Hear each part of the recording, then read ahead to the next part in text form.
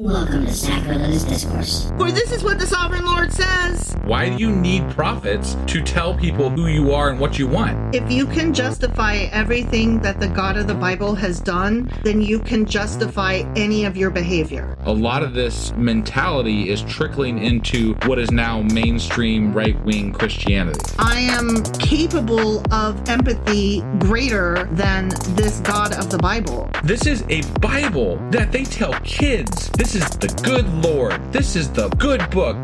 He is fantasizing about murder, mass murder. Head over to sacrilegiousdiscourse.com right now to find out how to leave us a review or support us on Patreon.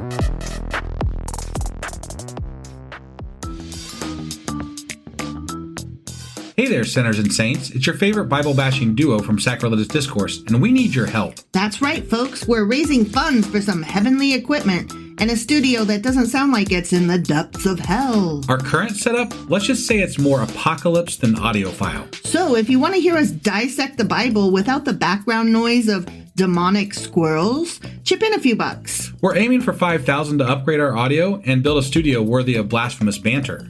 Donate today and help us spread the good word of atheism. You can find a link right on our homepage, sacrilegiousdiscourse.com. Every dollar counts. Even if it's from your collection plate. Husband! Wife! Do you remember what the hell we did on Friday and where the hell we are today? Well, on Friday we read Ezekiel chapter 20. Sure as fuck did. And in that episode, Ezekiel had the elders in front of him again, like he was meeting with them, I guess. Because they're always like, what did God say? Right, yeah. And God was like talking through Ezekiel, obviously, because that's the way that God does, you know? He was like, tell him I said talk to the hand. Right, yeah. And God was recounting how he led them out of, Egypt, and then they fucked him over because they worshipped other gods. And he's like, fine, you can sort of live sometimes. And then he was like, but then later on, he was going to let them into the promised land, but then they still kept worshiping idols. And he was like, I was going to fuck them up, but then I didn't. And then I let them in anyway. And why wouldn't he kill them? Because he was worried about what the neighbors would think. Yeah. I mean, as you do, you got to worry about what the neighbors think. You got to keep up with the Joneses, you got to do what you got to do. Egyptians would think that he was evil. Right. But he did say, I am withholding, I'm reserving the right to enact judgment on you at some point in the future, but then I'm also going to restore you guys too. So like I'm going to kill you, and then I'm going to make you better. And so that seems to be the entire theme of the Old Testament. Yes. And it was all wrapped into that chapter, and that's what that one was about. It's true. Yeah. You got it. Before we get into what today is going to be, though, I do have an announcement to make, and as you probably all know already, we are in the midst of a Patreon drive, and we are trying to get to a level of $400 per month to take care of some of the needs that we need to get done for our podcast. That being said, we have a new patron. What? Yeah. So our new patron is Runghiled. Yes. I hope we pronounced that right. We did look up pronunciation. Because Scandinavian? It is Scandinavian. Yeah. So, and we were very confused as to how to pronounce it when we saw it. So, Runghiled. I love it. So, thank you so much for supporting us. Thank you so much from the bottom of our hearts. Yeah, no, it means the world. And, this whole response that we've gotten from people when we've asked for this help has been absolutely incredible. Mm-hmm. Like, I mean, we really appreciate you guys taking the time out of your day to visit our site and go over and actually take the time to support us. I mean, I know, it's not easy doing that. You have to specifically make the steps to do it. So thank you so much. It really means the world to us, and it helps us out more than you will ever know. And we just can't say thank you enough. So thank you. Runghiled, thank you so much for your support, and we hope to hear from you soon. And feel free. We would love for you to join us on our Discord on Tuesdays. Actually, that goes for everybody because honestly, we probably talk the most. That's where we have our just normal chats with fans. Yeah, that's where we hang out. That's where we hang out. If we hang out anywhere, that's where we hang out. Yeah. So Discord is where it's at. And I'm trying to be better about actually checking in even on non-Tuesday talk times. Right. And it's kind of a thing. So come talk to me and make me talk to you. Yes. Tag wife. Make her come to the Discord channel. Get me to the table. Yeah. Yeah. So anyway, we just got done reading on Friday Ezekiel chapter 20, which means that today we're getting into Ezekiel chapter 21. All right, let's do this. Okie dokie.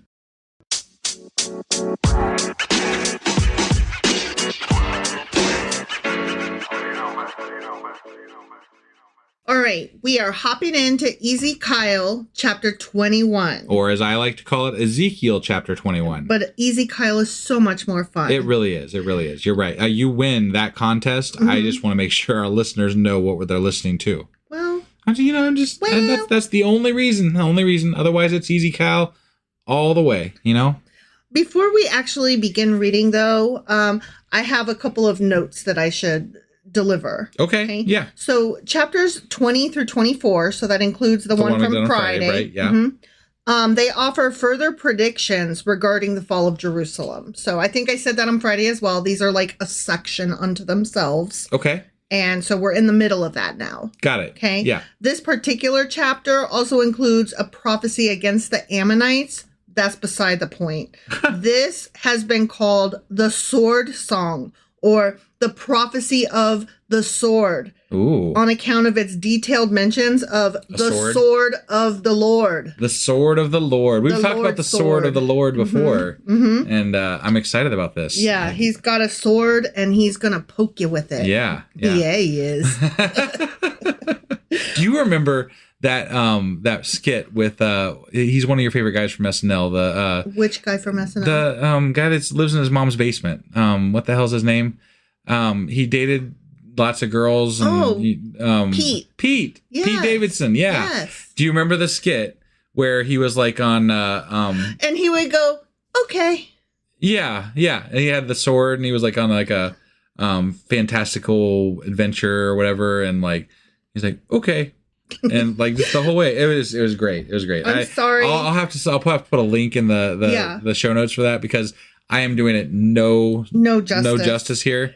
Here's the thing with Pete Davidson. Everybody either loves him or hates him. Sure, but that, like, whether you love him or hate him, that one definitely was like one of my favorites. So I'm just throwing that out there. I absolutely love him. I think he's hilarious because he's just my kind of person. And even though I am not the right age, like demographic, to be a person who adores Pete Davidson, I still do nonetheless. Right. So, but whatever. it's just the sword reminded me of that skit. So Okay. Yeah. Okay, ready? Yeah. The word of the Lord. Okay. You're an idiot. The word of the Lord came to me. Did it? The way it does. Every fucking chapter. Yeah. Son of man. Yeah. Mere human. You fucking worm. Yeah. Set your face against Jerusalem and preach against the sanctuary. Prophecy against the land of Israel. And say to her, prophecy against your own land. Yeah. This is gross. Right. And say to her, this is what the Lord says. I'm against you. I wish you were against me. Oh, yeah. I will draw my sword from its sheath and cut off from you both the righteous and the wicked. The righteous and the wicked. I'm going to cut you all up, good and bad. Why? Everything. What is... You know how you have cancer in one boob? I'm going to cut both of the boobs off, as well as your arms. I don't understand the bringing judgment on the righteous. Like, I'm killing all y'all. You're saying literally, even if you're good, I'm going to kill you. Yeah. Okay. Yeah. All right. Because I'm going to cut off the righteous and the wicked, my sword will be unsheathed against everyone from south to north. Kill all of you. Just kill y'all. I just love murder. Right. Remember? I'm the murdery god. Oh, how could we forget? It's literally in every chapter. Fear the Lord. All the fucking time. Then all people will know that I, the Lord, have drawn my sword from its sheath. I guess so. It will not return again. I'm not putting this sword away. Just gonna keep I might shove it in a stone so that Arthur could come pull it out. Is that, you think so? That would be fun. Yeah. Therefore, groan, son of man, groan before them with broken heart and bitter grief. And when they ask you, why are you groaning? You shall say, 'cause of the news that's coming. Every heart will melt with fear, and every hand go limp. I mean, how could I read all this and not feel like it's just a big dick metaphor? Right. Well, I mean, it is. Right? I mean, essentially, like most of the shit in here is definitely male-oriented references for sure. Yeah. So, well, anyway, regardless if it's actual dick reference or just like the masculinity of maleness, he's still unsheathing his sword, right? Yeah. So that you go limp. Right. Okay. Yep.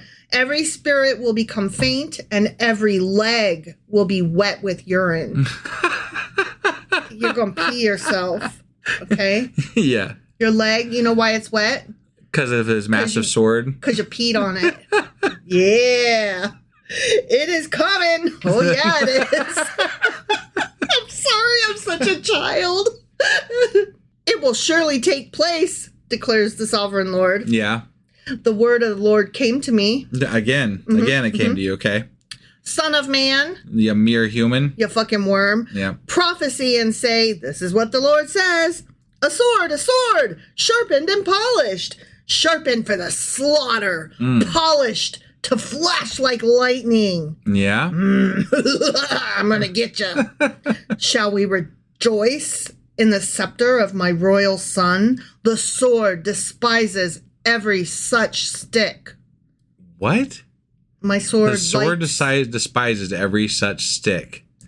I don't understand the reference there exactly. Your swords suck compared to mine? I guess. I really don't know. That's a weird sentence. That's a weird sentence. It is. Okay. The sword is appointed to be polished, to be grasped with the hand. It is sharpened and polished, made ready for the hand of the slayer. Song of the Sword, right? Sure, yeah.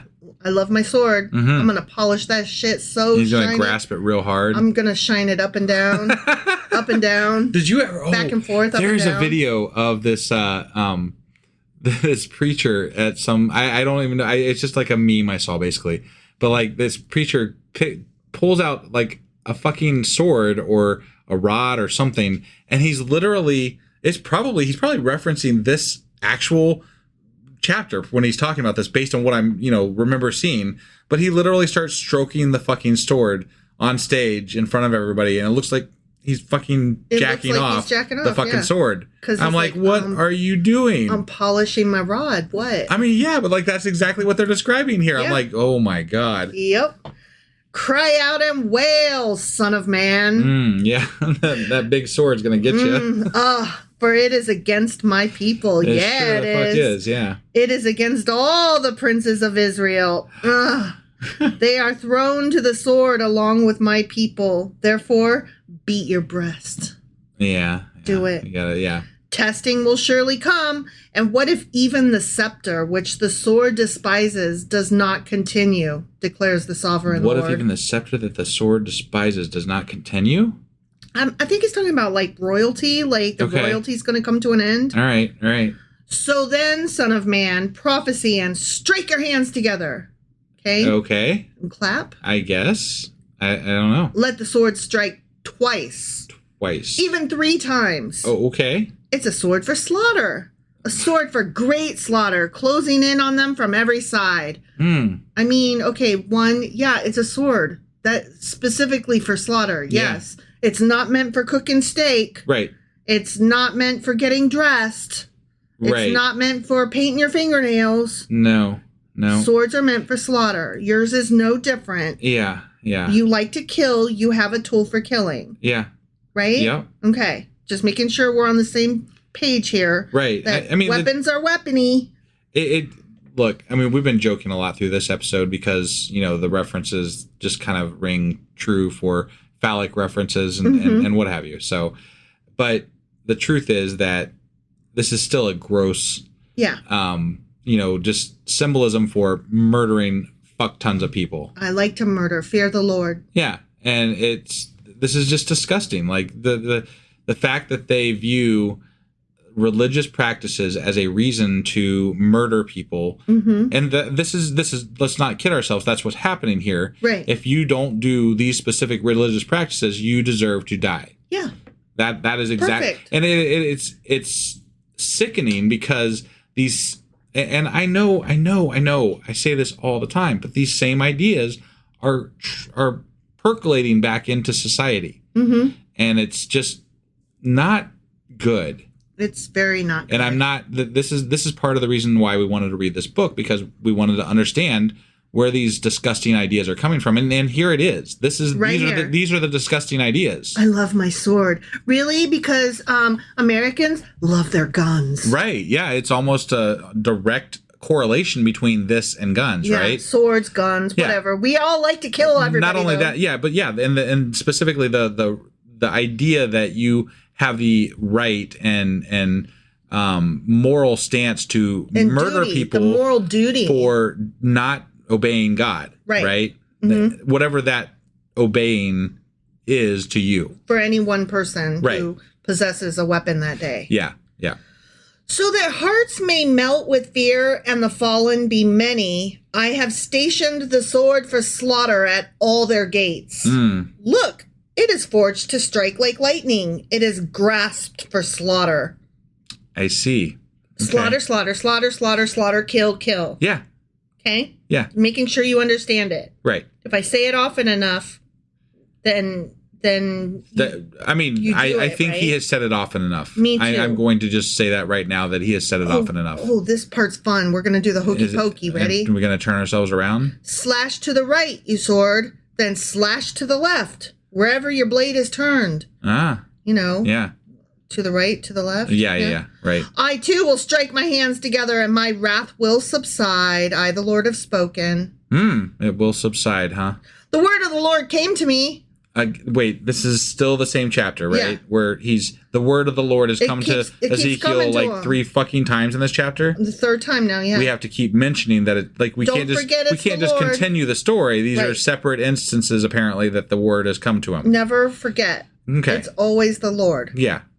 Son of man. You mere human. You fucking worm. Mark out 2 roads for the sword of the king of Babylon to take, both starting from the same country. So we're doing more play acting dollhouse. Okay. Yeah. Make a signpost where the road branches off to the city. Mark out 1 road for the sword to come against Rabbah the Ammonites, and another against Judah and fortified Jerusalem. For the king of Babylon will stop at the fork in the road at the junction of the 2 roads to seek an omen. He will cast lots with arrows. He will consult his idols. Hold on. He will examine the liver. Wait. Who's going to cast lots and consult idols? The king of Babylon. Oh, okay. He's saying the king of Babylon, Nebuchadnezzar, I think. Sure. He's going to come walking down his little path. He's going to reach a crossroads. Yeah. And he's going to have to stop and think, which way am I going? Do I want to go kill the Ammonites today, or do I want to attack Jerusalem today? Right. Let me throw the bones or whatever and decide. Got it. So he's going to do 3 things. He's going to cast his lots. He's going to write the name of each city on one of the arrows and then toss them. Okay. All right. Then he's going to consult his idols. Mm-hmm. So he's going to pray or whatever. Yeah. And he's going to examine the liver. Okay. So he's going to okay. And he's going to look at the liver, yeah. Right, yeah. So I actually have a little bit of note about that. Okay. Let me scroll down my notes. Here we go. There's a thing called hepatoscopy, which is divination based on the analysis of sheep livers, and it was widespread in the ancient Near East. Yeah, okay. So all right. There's a word for it. Got it. For killing an animal and then looking at its liver to get clues. It's like getting a palm reading, only way more disgusting. Right, or reading tea leaves. Right. Except killing an animal to do so. Yeah. Right. Putting the liver in the teacup. Mm-hmm. Yeah. Yeah. Into his right hand will come the lot for Jerusalem, where he is to set up battering rams, to give the command to slaughter, to sound the battle cry, to set battering rams against the gates, to build a ramp, and to erect siege works. It will seem like a false omen to those who have sworn allegiance to him, but he will remind them of their guilt and take them captive. Okay. So it's just basically saying, yeah, he's going to attack Jerusalem and get you guys. I got it. Therefore, this is what the sovereign Lord says.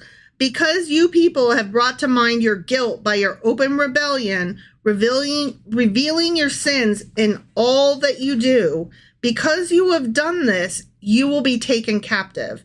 You profane and wicked Prince of Israel, whose day has come, whose time of punishment has reached its climax. Just to reiterate, the Prince of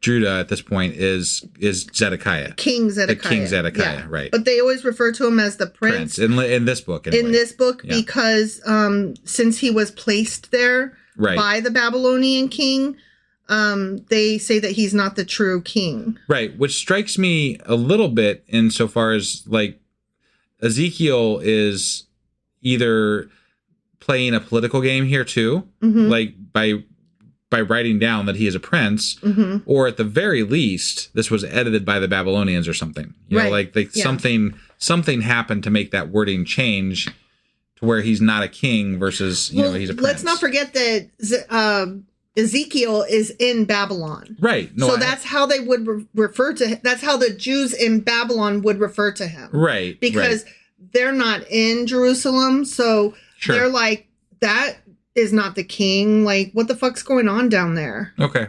All right. So Fair enough. They're like, the last we knew, I think, Joachim or whatever.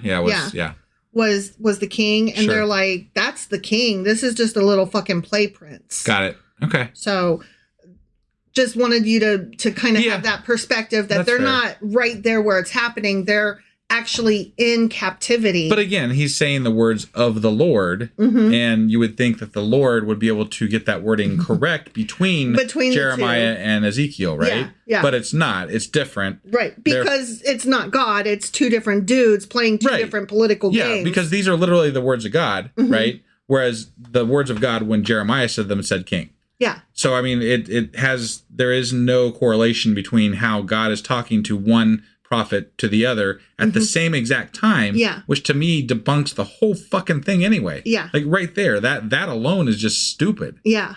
So God is the one talking to you? No, bullshit. Right. You're talking to your fucking self. Yeah. Yeah.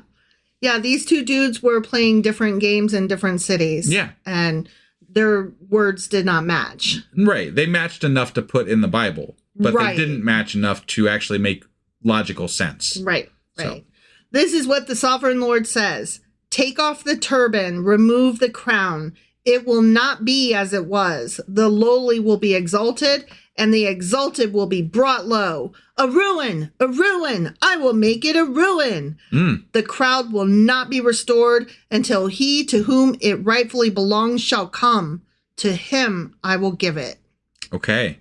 And that's either Jesus, if you're a Christian, hypothetically, or Zombie David line of people, if you're Jewish maybe, or just some random person at some point. Well, it was Cyrus at one point too. Yeah. Because like he was considered that savior of Judaism or whatever too. Yeah. Just depends. Yeah, it depends on who you're asking and what time frame it is and whatever. Yep. Somebody yet to come that we don't know. Somebody yet to come, yeah, sure. All right, now we're moving to that Ammonite section. Okay, yeah. So we're off that now. Got it. Okay. Yep. And you, son of man. Yeah, mere human. You fucking worm. Prophecy and say, this is what the sovereign Lord says about the Ammonites and their insults. A sword, drawn for the slaughter, polished to consume and to flash like lightning. Okay. Okay, he's going to kill Ammonites now. We love killing people. Despite false visions concerning you and lying divinations about you, it will be laid on the necks of the wicked who are to be slain, whose day has come, whose time of punishment has reached its climax. I'm not really sure why we, in the Bible, right here, when we're talking about God's judgment, care about the destruction of the Ammonites, right? Same, yeah. Because ideally, hypothetically, we already destroyed them earlier in the Bible. And moreover, it's not really relevant because it's not the Jewish people that are destroying the Ammonites. It's God through Babylon. Right. And therefore highly unrelevant to the whole story. The only thing that I can kind of draw from it is this particular book of the Bible has been very interested in how the Jews of that time came into being. So they talked about their early Ammonite and Midianite and all of that from the Canaanites, right? Yeah. he talked about that a couple of chapters ago about how they came into being as the people they are today. Right. And so it strikes me that he's like, I'm going to kill your mama. Okay. All right. Maybe there's some, because he did refer to them as, your father was, I forget what team, and your mother was the Ammonites. Yeah. And so now he's basically saying, I'm going to kill you. I'm going to kill your mama. I guess. I'm just putting it out there that maybe that's where he's going. I just feel like this is an unneeded portion in the Bible. Totally agree. Totally agree. Right. I'm stretching to try to find any kind of literary reason for it. Yeah. And that's the only thing I could come up with. Sure. But on the face, I totally agree with you. Right. Let the sword return to its sheath. Oh, I thought it wasn't going back in its sheath. Yeah, he said that at one point. In the place where you were created, in the land of your ancestry, I will judge you. All right. Oh, okay. Damn. All I right. just had to read 2 more sentences. Yeah. I will pour out my wrath on you and breathe out my fiery anger against you. I will deliver you into the hands of brutal men skilled in destruction. You will be fuel for the fire. Your blood will be shed in your land. You will be remembered no more, for I, the Lord, have spoken. Guess what happened? We still remember them. Still remember them. They're right there. We're talking about them today in 2024. Yeah. So I guess that didn't work out so well for God. We still remember them because you wrote that down. Right. Yeah. If you wanted to forget them, you shouldn't have written it down. You should have not written it down. Yeah. So I guess that didn't work out so well. Nope. All right. Do you remember the Ammonites? I do actually. I do. Me too. I do. Yeah. Me too. I just heard about them just now. Again. Yeah. Some more. Mm-hmm. Yep. So, you got anything else for us today? Absolutely not. Absolutely. Okay. All right. Great. That was Ezekiel chapter 21. Sure as fuck was. Which means that we will be back tomorrow with Ezekiel chapter 22. All right. We'll see you then. Bye.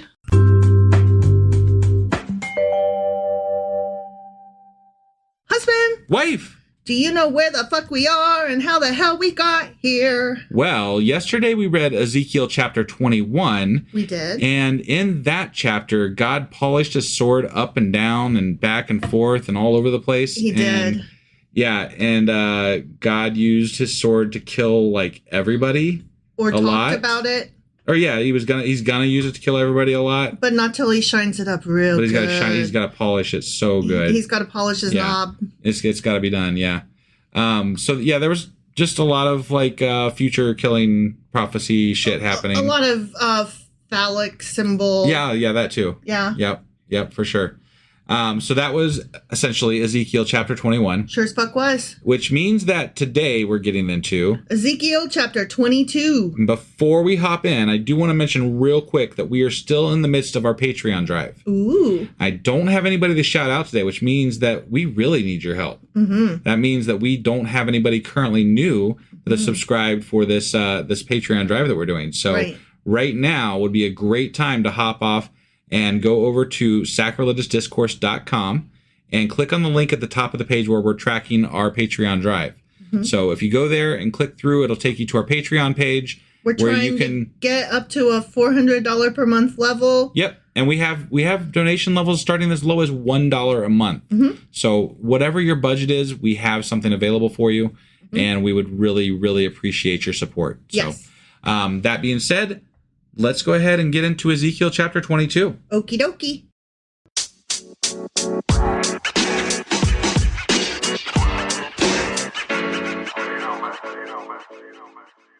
All right, we are jumping into Ezekiel chapter 21. Or as I like to call it, Ezekiel chapter 22. Because it's actually 22. I have no business being alive today. Yeah, so Ezekiel chapter 22. That's what I meant to say.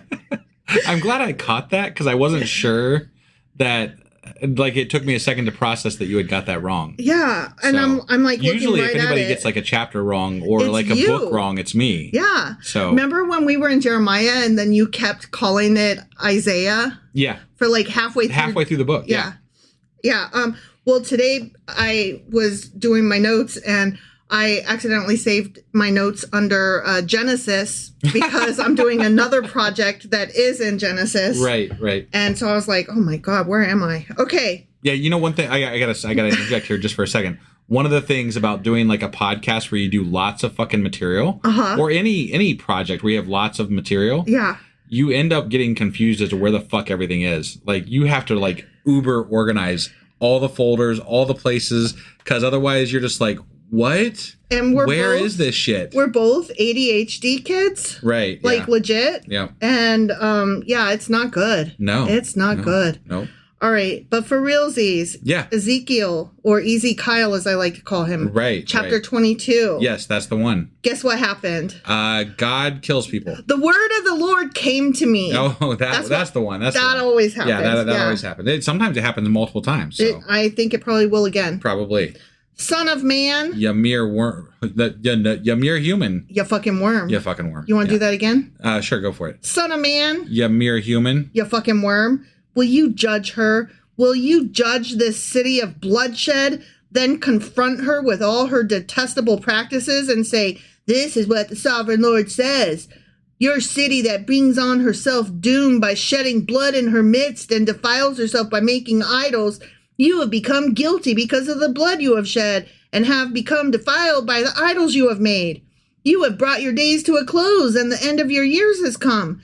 Therefore, I'm confused. Is he like saying that they're saying this? Or no, he's saying. I think what he started saying is, will you confront Israel with this information? Oh, so like you know how there's all the people out there, worshiping the idols and sacrificing kids and all this shit, right? Mm-hmm. And he's been bitching about it the entire Old Testament, basically. But there's all these people out there doing those things, right? Yeah. And he's saying to Ezekiel, I guess, or Ezekiel is saying it to the old fucks that are sitting at his house or whatever. Right, the elder guys. The elders, yeah.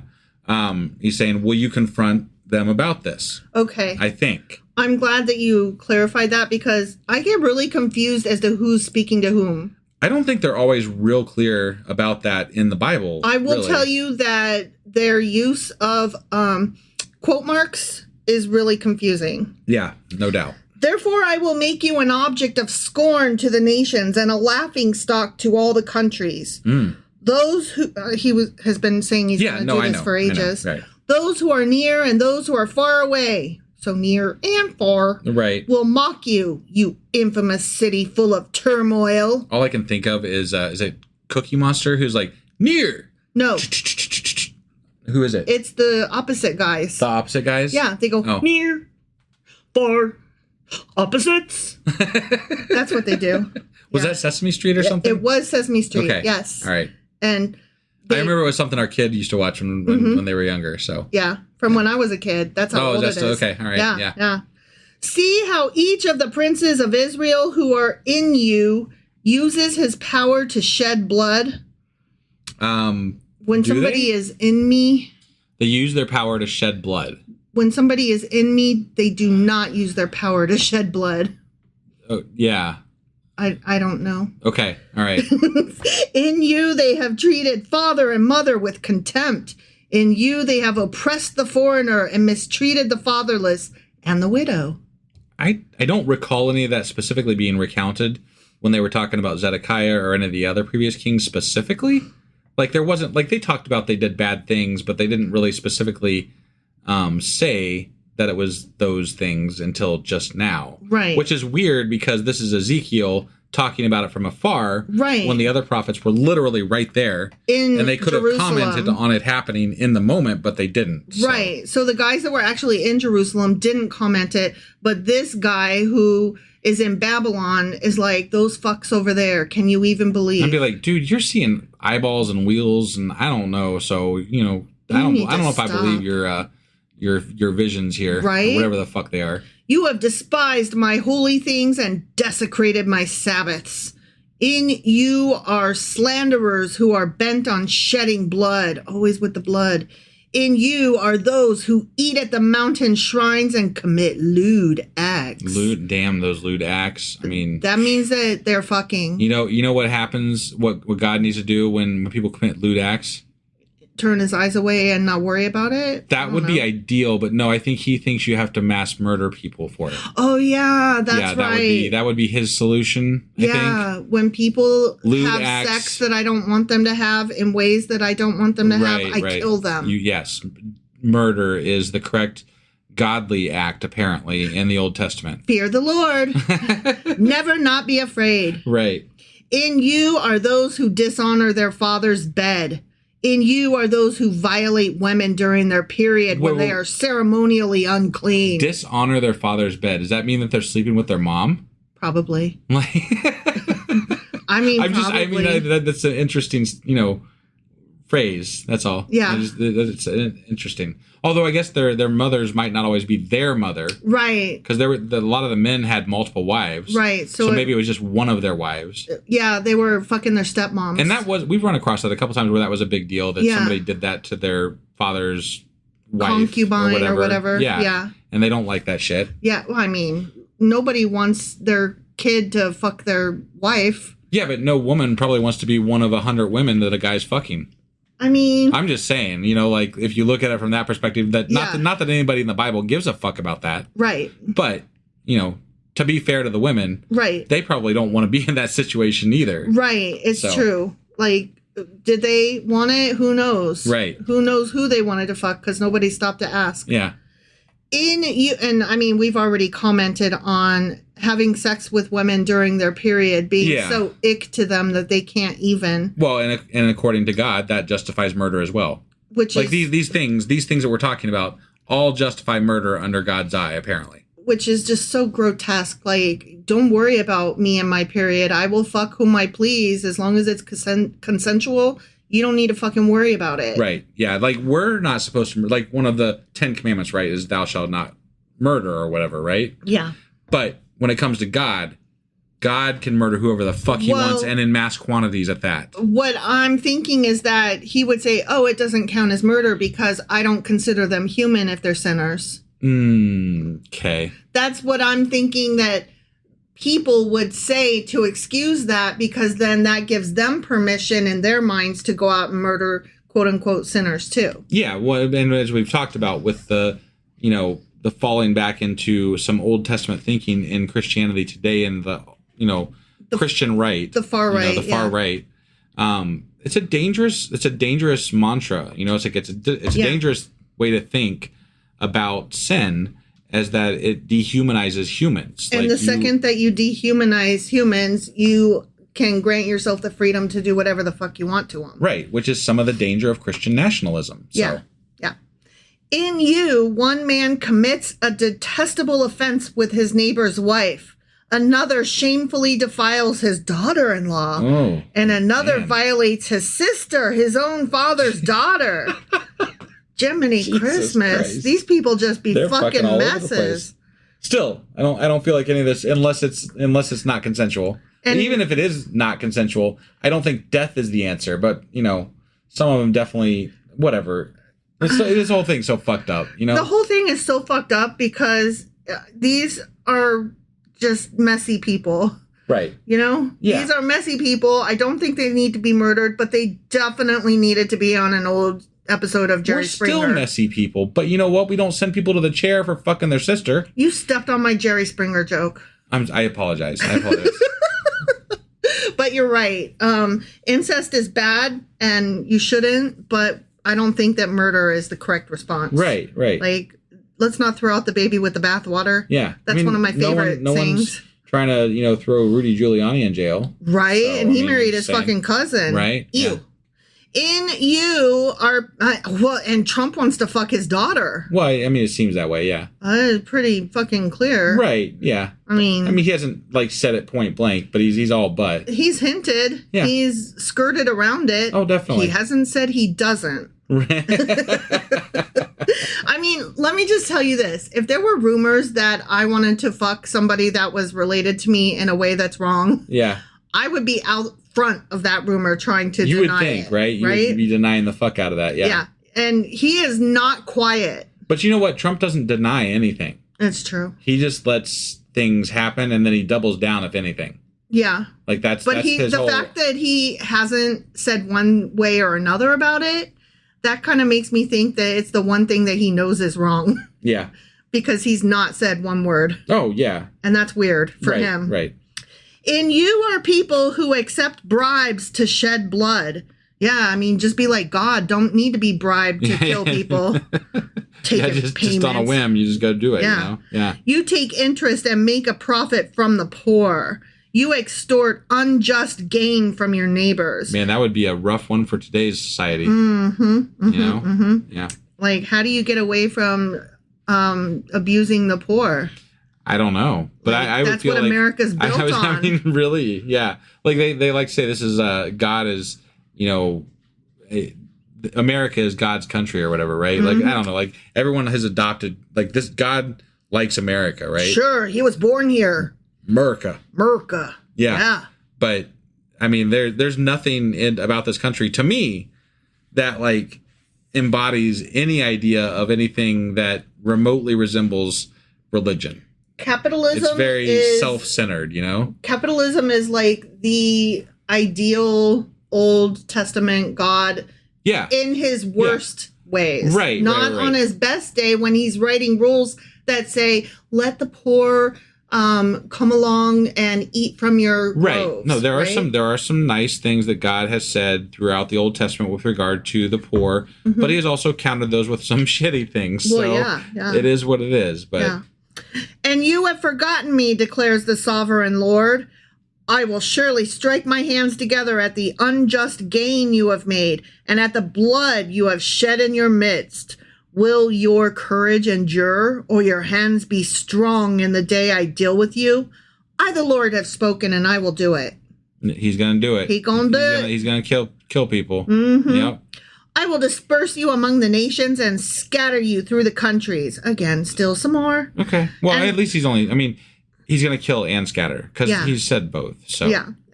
And I will put an end to your uncleanness. You gonna stop them fucking each other? he could, according to the Bible. Like guess. in the Bible, he has the ability to change people's hearts. So He also has the ability to give them leprosy. right. Yeah. Because he's done that there too. are other forms of punishment he could enact other than murder. He could pummel them with birds. He did that once, yeah. Yeah, Yep. yeah. He threw snakes at him too. Oh, he did. I forgot about And that. fire. Yeah. Yep. He could open the earth and let them fall in a chasm. He did that too, yeah. Damn. When you have been defiled in the eyes of the nations, you will know that I am the Lord. That's when I'll know. When your neighbors think you are so pathetic that you can't hardly stand it, you'll know that I am God. Yes. And that is the day that you will love me. Yeah, well, who knows? Whatever. Then the word of the Lord came to me. Again. Still some more. Yep. Son of man. You mere human. You fucking worm. The people of Israel have become dross to me. You know, dross is the dregs. Yeah. Like yeah. when you're... I've heard that. He's used that word before. Yeah, So. it's the when you're pouring liquid like the wine or the coffee or whatever from one container to the other. To get the sediment out and basically all that. Yeah, so that it's refined each time you pour it. Sure. You have less and less of the grody. Yep. And then what you're left with is the dregs. That's called the dross. Got it. So the people of Israel have become dross to me. All of them are the copper, tin, iron, and lead left inside a furnace. Interesting. I haven't heard them reference metal since the Pentateuch. Yeah. Like the Pentateuch, they used like differences in metal to indicate status and different things like that, right? Right. But I haven't heard that since the Pentateuch until just now. That reminds me, I was re-listening to the first episode that we did, Genesis chapter 1. Yeah. And interestingly, we were discussing the fact that there was gold in the Garden of Eden. Yeah. And how God was like, there's gold, it's awesome. And we were like, why? Why do they fucking care? They're in the Garden There's of Eden. literally two humans. Like, they don't need any one rock more than another. Right. Like, Yeah. who are they trading with? Because that's the only thing that gold is good for in that particular, like, excitement about gold Right. is its value for trade. Yeah. So that right there proves that I don't think that story was everything it was cracked up to be. No. Right. So, yes, metals, they are but the dross of silver. Therefore, this is what the sovereign Lord says. Is it? Because you have all become dross, I will gather you into Jerusalem. because you have all become dross, I will gather you into Jerusalem. You're all nasty, so I'm going to bring you home and put you where you want to live. Like, what? Well, I'm imagining he's bringing them to Jerusalem to then bring the sword or some such to kill them awful all. thing to them. Right. Okay. So. As silver, copper, iron, lead, and tin are gathered into a furnace to be melted with a fiery blast, so will I gather you in my anger and my wrath and put you inside the city and melt you. There you go. There it is. There's the murder that we love and adore. There's the happy ending, not in any way whatsoever. Right. Yeah. I will gather you and I will blow on you. Yeah, you will. With my fiery wrath, and you will be melted inside her. Wow. I love a good melting. I mean, this is pretty interesting imagery. Mm-hmm. I haven't heard him use like melting and turning it into a furnace before. That's a new one. But I just can't help but still compare this to the Benedict Cumberbatch version of Sherlock when Moriarty says, "I'll burn you." Yeah. Like, that's what I always think of when God does that. Right. When he's getting ready to burn people. Yeah. That dude that plays Moriarty, he is currently in a remake of The Talented Mr. Ripley. Huh. I believe it's on Hulu, and it's called Ripley. Got it. And I kind of want to watch it because I love that actor. The Moriarty character. He's a good actor. I love him. Yeah. I would watch anything with him at this point. For sure. I'll burn you. As silver is melted in a furnace, so you will be melted inside her, and you will know that I, the Lord, have poured out my wrath on you. I mean, I would imagine if you melted in Jerusalem, they're not going to know anything because they're dead. They're dead. Yeah. They're melted. They know that they got melted, or they knew they were being melted, and then they got melted, and then they knew nothing. So do you think that it's like in Indiana Jones and the That's what I was imagining Raiders this of whole the time. Lost Ark, when they opened the ark at the end and the dude melted? Well, I mean, if you're talking like God's talking about blowing his breathy furnace into Jerusalem and melting them all, so that's kind of what I was imagining. Yeah. Shut your eyes, Miriam. Don't look. Yeah, that seems very. I mean, that might almost be where they got the imagery for that scene for that movie. I don't know. Possibly. I don't know, but he's melting them. He's definitely melting them. Again, the word of the Lord came to me. Okay. As it does. Yep. Son of man. You mere human. You fucking worm. Say to the land, you are a land that has not been cleansed or rained on in the day of wrath. There is a conspiracy of her princes within her, like a roaring lion tearing its prey. They devour people, take treasures and precious things, and make many windows within her. So first he was talking about how much the people suck, and now he's talking about the leaders themselves. Yeah. Okay. We talked about this a little bit last time, but you know how they're referring to the princes, which are kings, actually. Yes. Because Zedekiah essentially is who they're referring to. Yes. But they're referring to them as princes because that's the way they speak about them in Babylon, because that's where Ezekiel is, right? Right. And they're like, that's not the proper king because Babylon is the one who put him on the throne. Right, exactly. But I do recall that Jeremiah, who was in Jerusalem, was a lot more friendly with Zedekiah. And called him king. Not like completely friendly with him. He was sociable with him. Yeah. Like respectful or whatever. Right. And he also was speaking, the Lord was speaking through Jeremiah as well, at essentially the same close in time frames, right? Yeah. But the way that Ezekiel talks about the kings or the princes as it is in Ezekiel is very disrespectful, and it's very disdainful. Right. And it's very telling that he's in Babylon. Right. Because I feel like this wording that he's using is coming directly from Babylon itself, not from God, obviously, because God's not actually speaking to Ezekiel. Well, it's not coming from Babylonians, though, because Babylonians would be like, no, he is a king. We put him on the throne. You know what I'm saying? Yeah. So, but the people that he's surrounded with, at least. Right. But it's the Judaic people, the Jewish people that are in Babylon are the ones that are like, that's not our king. But regardless of who he's getting this wording from, it's telling that you're getting two types of ways that you're referring to this leader based on where they are geographically. Right. And it has nothing to do with a message from the Lord. It's geographic. It's somehow it's the Lord geography of it. telegraphed his message differently, one guy to the other. Right. Okay. That doesn't seem correct if you're a God who's trying to present a message that's consistent to your people to follow. Yeah, his message isn't very consistent. It's not. Interesting. Yeah. Either that or they just wrote it down with their own agenda, which I thought they weren't supposed to do because the word of the Lord is, constant or Right. what the fuck ever. Right. Her priests, so now we were just talking about the royal leadership. Now we're talking about her priests. Yeah. Do violence to my law and profane my holy things. My holy things, whatever they may be. Right. They do not distinguish between the holy and the common. They teach that there is no difference between the unclean and the clean, and they shut their eyes to the keeping of my Sabbaths, so that I am profaned among them. So Okay. those priests, they fucking around. They ain't good. Yeah. Bad priests. Yep.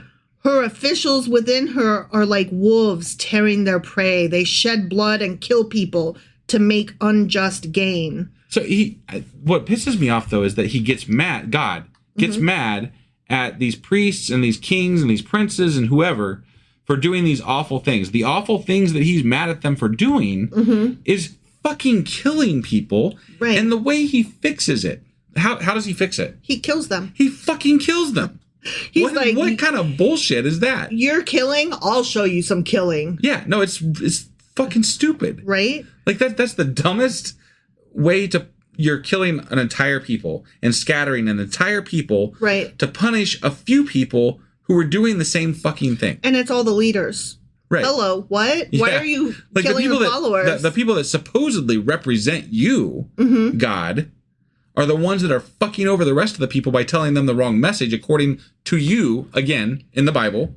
It's kind of like... And your punishment is to kill them all or scatter them all. It's kind of like if you were to relate it to today, and we talk about MAGA, right? Yeah. The MAGA movement. Right. And there's two people within the MAGA movement. There's the people at the top, the leadership, the Republican Party leaders, the church leaders, that kind of thing. Yeah. Who all know better. They all know better, and I hate them. Right. And then there's the people like my parents, our neighbors, the people down the street with the signs in their yard, right? Yeah. Like, I hate them, but it's a different kind of hate because how could they know any better? They're merely following their leaders who have told them. Yeah. And it almost lends you a resigned hatred that has like a certain amount of sympathy mixed in with it. I would call it disappointment. Like, these are people that I respected sometimes in earlier points in my life. As our friends and Right? neighbors Yeah. and family members. Right. I was going more for the family side aspect of that. Like Sure. there are friends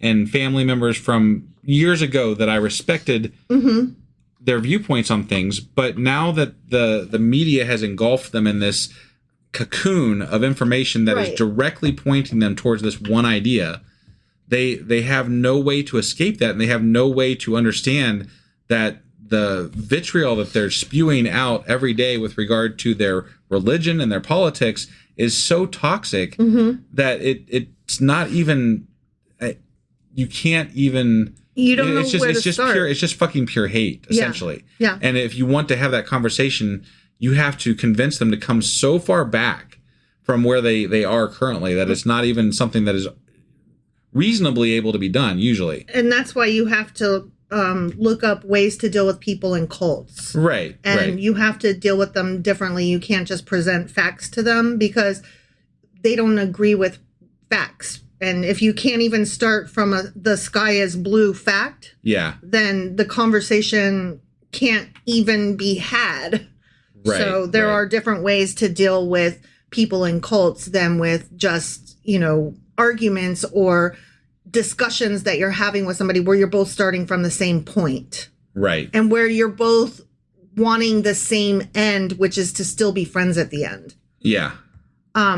If the Bible has done anything, I will say that it has given me, and I'm just realizing this as I'm saying this. Yeah. If the Bible has given me anything thus far, it has given me the ability to separate my hatred of MAGA as a whole and separate it into my hatred of the leadership and the people who know better versus the followers. Yeah. I used to lump them into one and just hate them all equally. Right. But in reading this and feeling for the people who are just following their leaders, Right. like I'm realizing, oh my God, I was doing the same thing that God is doing by putting them all in one group and saying, kill them all. Not that I was saying kill all the MAGAs. Right, Jesus Christ, right. I'm not saying that, but like, that's what God is saying with these people, like, don't discriminate, kill them all. And I'm like, wait, but some of them are just followers. And it like suddenly, as just now, as we're reading this, I had a light bulb go off that was like, oh my God, I'm doing this Maybe same I shouldn't thing. treat people like God. Yeah. Maybe I shouldn't be like God. Maybe I should have a little bit of empathy for the people that are just following and don't know any better. Right. Like, I would say you could base a pretty good moral code around not doing things like God. yeah. I'm just saying, Yeah. like, you know, if you wanted to create a good, in my opinion, a good moral code, you would remove a lot of the things that God does to his followers. I find it really interesting that I took the wrong lesson from this, but that it somehow granted me the empathy that I was lacking. Yeah. The Bible gave me empathy, but not the way it intended to. Right. Wow, I'm so sorry. I'm kind of like, whoa, weird. Okay, let me just read on now. Sure. Her prophets, okay, so we're still talking about leadership. Yeah. Her prophets whitewash these deeds for them by false visions and lying divinations. So Wait, say that one more time. her prophets whitewash these deeds for them by false visions and lying divinations. Okay, so he said God is saying that these prophets are giving false prophecies, essentially. Yeah, they're lying. And they're allowing the people to do the things that they are doing without guilt because they're telling them that it's okay. Right. Exactly. But and the question I have had all along with regard to the prophets is there are tons of prophets, according to every prophet book that we've read thus far. Tons of prophets. Right. Yeah. How the fuck is anybody supposed to tell who is God's messenger? And why wouldn't God come out and just speak to the people instead of speaking through this one fuck who either wanders around naked in the goddamn desert or sees eyeballs on wheels and, you know, wings and whatever And the fuck he honestly, saw, and like it's just craziness. Why doesn't he come to all the prophets? If he doesn't want to talk to the people themselves, okay, whatever, you have a God complex, I get it, right? You couldn't possibly lower yourself to speak to the commoners, right? But it would show an act of God to make all these prophets agree, right? Like, hey, I'm going to speak through all you fucks, even if you don't currently speak for me. I'm going to make you speak for me. Yeah, that would be an amazing act of God, right? That would be a really cool act of God. Yeah. Get them all on the same sheet of music. Yeah. And make their stories match even. Right. Yeah. Like, is he a king or is he a prince, for fuck's sake? That might make sense. Yeah, if you have to go through a messenger or messengers, that would be something worthwhile, right? But this one person thing is just some bullshit. Because I don't trust one person any more than I trust another person. Right. Fuck you. You're not a prophet. You lie. Moreover, if you've got multiple people telling you the other thing, you're probably going to believe the larger portion as opposed to that one crazy fuck over there. Like, oh yeah, that's crazy Ezekiel over there. Crazy Zeke. You know how Easy K is always talking about his goddamn four-faced guy sitting on the throne showing his dick off. Right. Yeah. They say, so this is the prophets say, this is what the sovereign Lord says when the Lord has not spoken. Oh, they're making shit up. Those liars. It's funny to me because they being this book, the Bible in general, is also making shit up. Right. So. Like, douchebag says what? Right. The people of the land practice extortion and commit robbery. They oppress the poor and needy and mistreat the foreigner, denying them justice. I looked for someone among them who would build up the wall and stand before me in the gap on behalf of the land, so I would not have to destroy it, but I found no one. You are fucking God. And you're talking you're saying this to Ezekiel.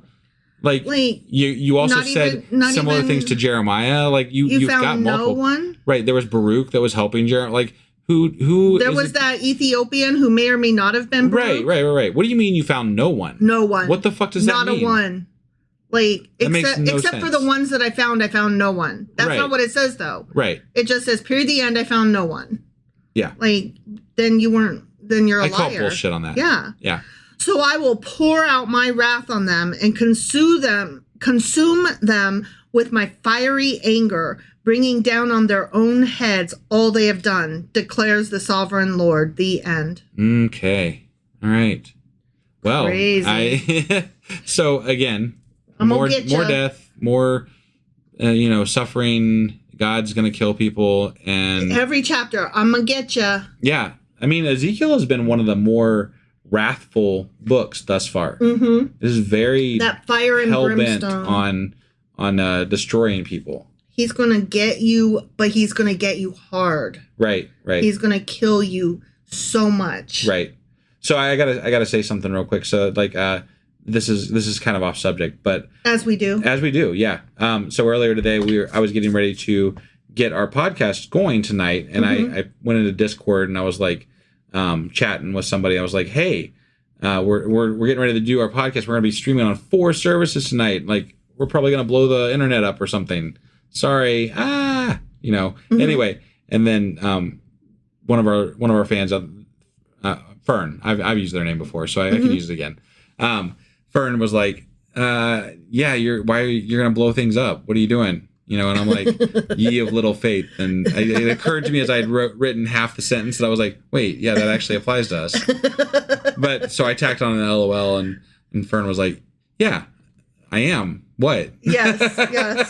Like that tracks. You have said the truth, and then yeah.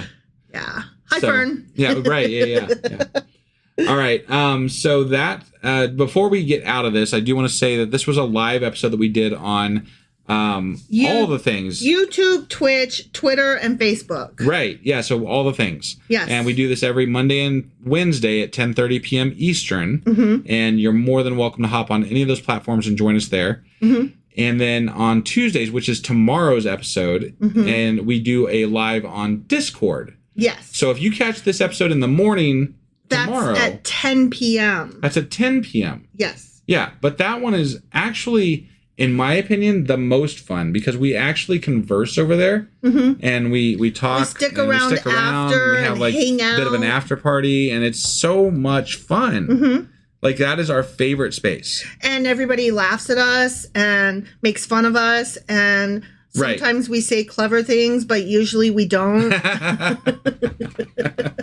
A good time is had by all. That is very true. Very true. So we would love for you to join us there. And I think that is all we have, unless you had any notes to go over or anything like that. I have no notes for this. No notes. Yeah, just a lot of death. It be what it be. A lot of death. Yeah. All right. Well, that was Ezekiel chapter 22. Sure as fuck was. Which means that tomorrow we will be back with Ezekiel chapter 23. All right. We'll see you then. Bye.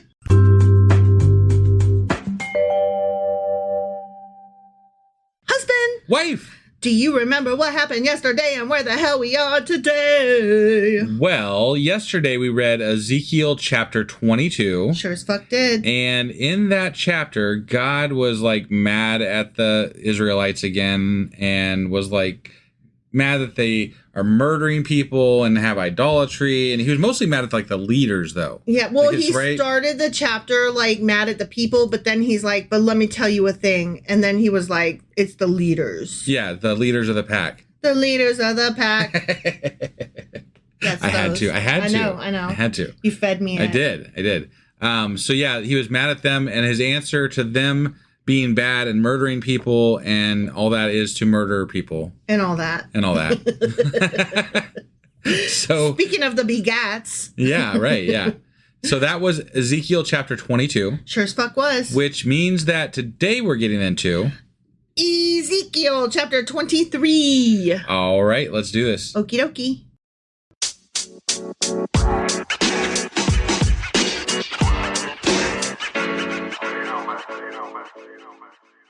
All right. We are hopping into Ezekiel chapter 23. All right.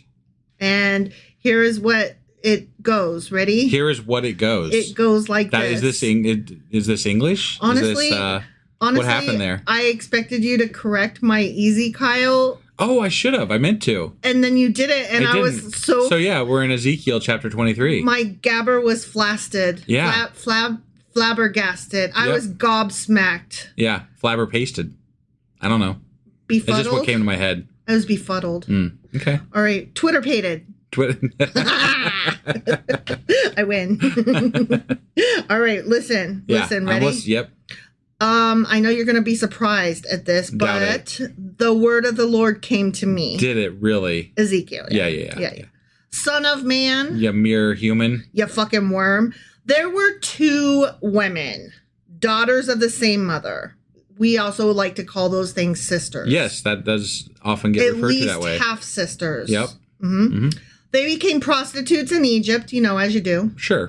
They got the big dicks out there, so. That's what I hear. That's what they said in that one. Yep. Yeah. Engaging in prostitution from their youth. Okay. You know how they do. I guess. Those fucking whores. Right? Sure. I mean, that was a pretty common practice. Still is, actually. Yeah. Pretty common practice, so. I think we should just slut shame all around. I think that's what the Bible does. It's not what we do. No, I'm decent. Never mind. I'm a nice person. Sex work is real work, y'all. Yes. Okay. In that land over in Egypt with the big dicks, their breasts were fondled and their virgin bosoms caressed. Okay. So wait, they're virgins still, but they're prostitutes. Hold on. Their breasts and their virgin bosoms. Okay. Aren't bosoms breasts? That's what I thought, yeah. Well, is that wrong? Bosoms. It's your chesticles. That's what I thought, yeah. Yeah. Bosoms are chesticles. That's what I thought, yeah. So their breasts were fondled and their virgin bosoms caressed. Okay, all right. I don't know what that... Okay. Maybe they had 4 boobs. That's what happened. That's what happened, yeah. Yes, they have 4 boobs. Right. Half their titties were fondled, the other half were caressed. The older sister was named Ohola, and her sister was Oholiba. Okay. And those words mean, one of them is tent, and one means tent is in her. My tent is in her. Okay. All right. These sisters are representing Jerusalem, and I forget what the capital city is of the Jerusalem? I just said Jerusalem. Oh, I'm sorry. You know, so they're representing Jerusalem and the capital city that is... Okay, so you know how Jerusalem is the capital of Israel? Yes. Is that right? Yeah. No, it's the capital of Judah. It also is. Okay, sure, yeah. But the other sister is the capital of the other one, Israel. What is the other one? We've got Judah and Israel, right? Okay. Does that make sense? Yeah, I guess. I thought we haven't been talking about Israel as a whole in a long but time. now we're talking about both of them. Okay. Okay. Sure. And how they're sisters. One's a little bit older than the other. Yeah. Yeah, that's what we're talking about. Okay. And these girls represent those cities. Got it. With the cities with the titties. Okay. They were mine. They were, okay. God, sure. Not Ezekiel. They were his. And gave birth to sons and daughters. Yeah. Oh, here we go. Ahola is Samaria. That's the one I was trying to think. And Aholiba is Jerusalem. Okay. Okay. Yep. Ahola, Samaria, engaged in prostitution while she was still mine. That whore. And she lusted after her lovers, the Assyrians, warriors clothed in blue, governors and commanders, all of them handsome young men and mounted horsemen. Yeah. She gave herself as a prostitute to all the elite of the Assyrians and defiled herself with the idols of everyone she lusted after. Like firemen, you know how that's a thing? Like women lust after firemen. Did you know that? Okay. Yeah. Okay. She's like, there goes an Egyptian horse rider and there goes a fireman. And she's like, I lust after them. Yeah. She did not give up the prostitution she began in Egypt when during her youth, men slept with her, caressed her boobies, and poured out their lust on her. Poured out their lust. So they came on her? I think that means they came on her. Okay. They poured out their lust on her. Yeah. That's what I would take that to mean. Yeah. So they came all over that bitch. I guess that's what it sounds like.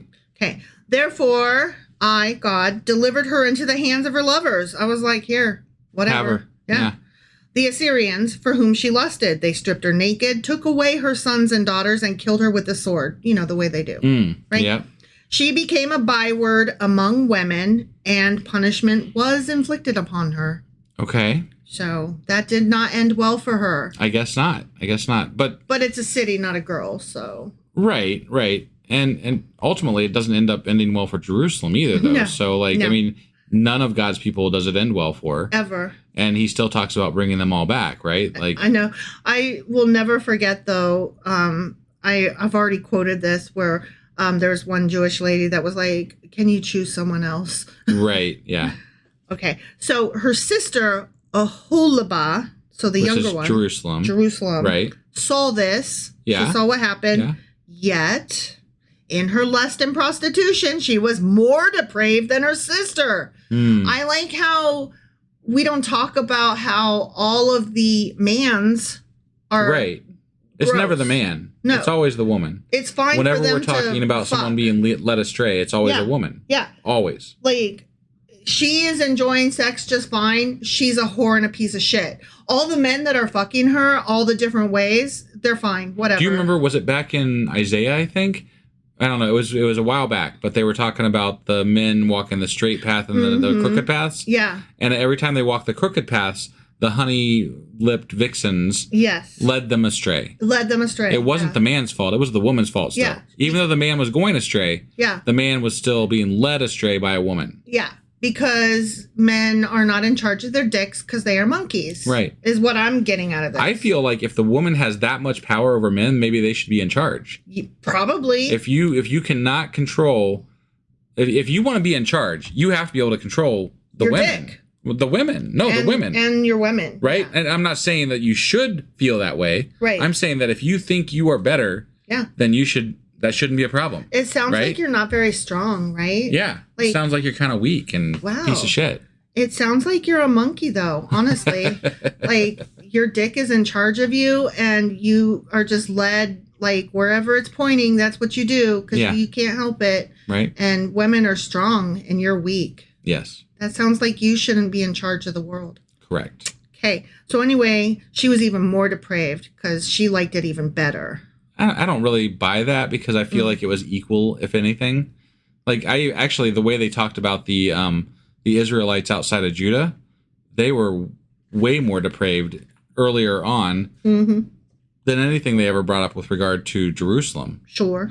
Because Jerusalem kind of became like God's favorite pet after that is true. After the earlier Israelites kind of went away, you know? Well, she too lusted after the Assyrians. Governors and commanders, warriors in full dress, mounted horsemen. Always the mounted horsemen. All handsome young men. Yum, yum, yum. Yeah. I saw that she too defiled herself. Both of them went the same way.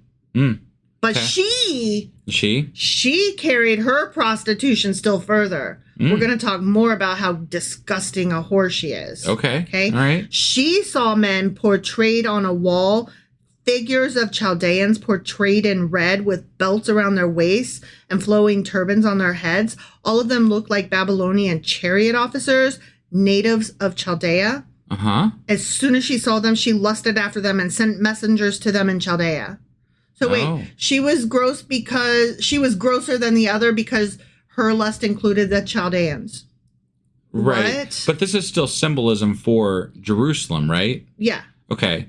So what I'm gathering here is that whatever was happening at that given time in Jerusalem was so bad that they felt like they should reach out immediately to Chaldeans to have something change. Right. Which we even talked about that probably Jeremiah was one of those people that reached out to them, right? Yes. So even one of the prophets maybe sort of at least felt like they might be one of those people that reached out. So you're talking about one of your main prophets of your Bible possibly is one of these fucking people that you're referring to as a whore. Right. Right? And lusting after the Chaldeans and everything like that.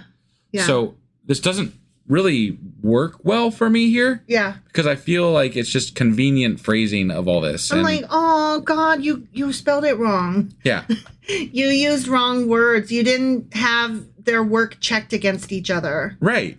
And we've run across that multiple times. Yeah. And the more specifically with Jeremiah and Ezekiel. Well, and I know to listen for it now, right? I know to listen for these inconsistencies in the Bible, and there are just so many of them. They're all over the fucking place. And these are not something that's probably going to pop up in our contradictions because it's not like spelled out specifically. It's just like you had to have read it and known it. Yeah. Well, and we're extrapolating information that like maybe isn't exactly canon or taken that way by apologists. But it sure as fuck sounds that way. But it could be. It could be, right? And you could interpret it the way we're thinking about this and say, that could be the way this went. You mean like in a realistic historical context instead of a magical hooey context? Yeah. The only thing I really feel bad about is that I feel like we have these same conversations literally every chapter. Yeah. Because these same things happen all the fucking time. Yeah. So sorry, guys, that we're repeating ourselves, but it's not our fault. We're reading the Bible. I mean, if we weren't here to call out the bullshit, we wouldn't have to say all these things, but we do. It's true. So, It's true. So anyways, this whore, right, that went after the Chaldeans? Yeah. Okay, so the Babylonians came to her to the bed of love. The bed of love, huh? And in their lust, guess what they did? They had sex with her. They defiled her. But she called after them. What exactly constitutes defiling? I don't really know. Oh, is maybe that when they lose their virginity, or is that when they fuck on their period? That could be also. Is it just sex? Is defiling sex outside of marriage? I don't know. I don't know either. Degrees of defilement. After she had been defiled by them, it must have just been sex. Okay. Right. She turned away from them in disgust. She was like, ugh, Babylonia, barf. Yeah. Get out. Right.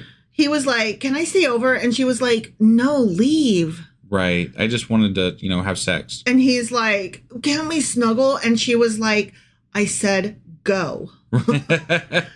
I have nothing for you here. Get. Right. And he was like, can I wash my dick off? It smells like pussy. And she was like, what you can do is shut the fuck up and leave. Right. Yeah. When she carried on her prostitution openly and exposed her naked body, I, God, turned away from her in disgust. Why were you watching them fuck? You nasty. You a peeping Tom, God. Just as I had turned away from her sister. Yeah. I don't think that you should watch people have sex unless they are both like into it. I mean, to be fair, he did say he turned away from it, so. But that's why he turned away from it. It already happened. Right, yeah. He didn't turn away till after. That's true. He did. This is God talking hypothetically, right, through Ezekiel. Yeah. And he described the whole scene. So he did watch the whole. The funny part to me was that he was describing the men that she was lusting after, and it almost sounded like a porn description. Like the flowing red, blah, blah, blah. And in the whatever. love bed, the bed of love. He came to her. He came on her. Somebody should write an Ezekiel chapter 23, dime porn novel, dime erotica novel. Yeah. Yes. That would be amazing. I would read the fuck out of that, and I don't even read erotica. I think we have somebody that does I think some we of that. do. So that's one of our. I think we got some fanfic people. Yeah. Writers up in here. Should totally do that. You know who you are, friend. Yeah, and we'll promote it for you if you publish it. You can definitely, if you don't want your name on it, you can definitely anonymous under our name. Right. But yes, highly recommend. Please do it. We'll write a foreword even. Oh my God. Yes. Yes. Okay. Yet she became more and more promiscuous. Ooh, she liked it. Okay. All right. As she recalled the days of her youth when she was a prostitute in Egypt.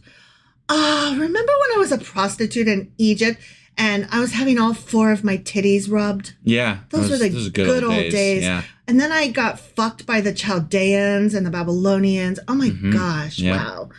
Good times. There she lusted after her lovers whose genitals were like those of donkeys. Wow. What?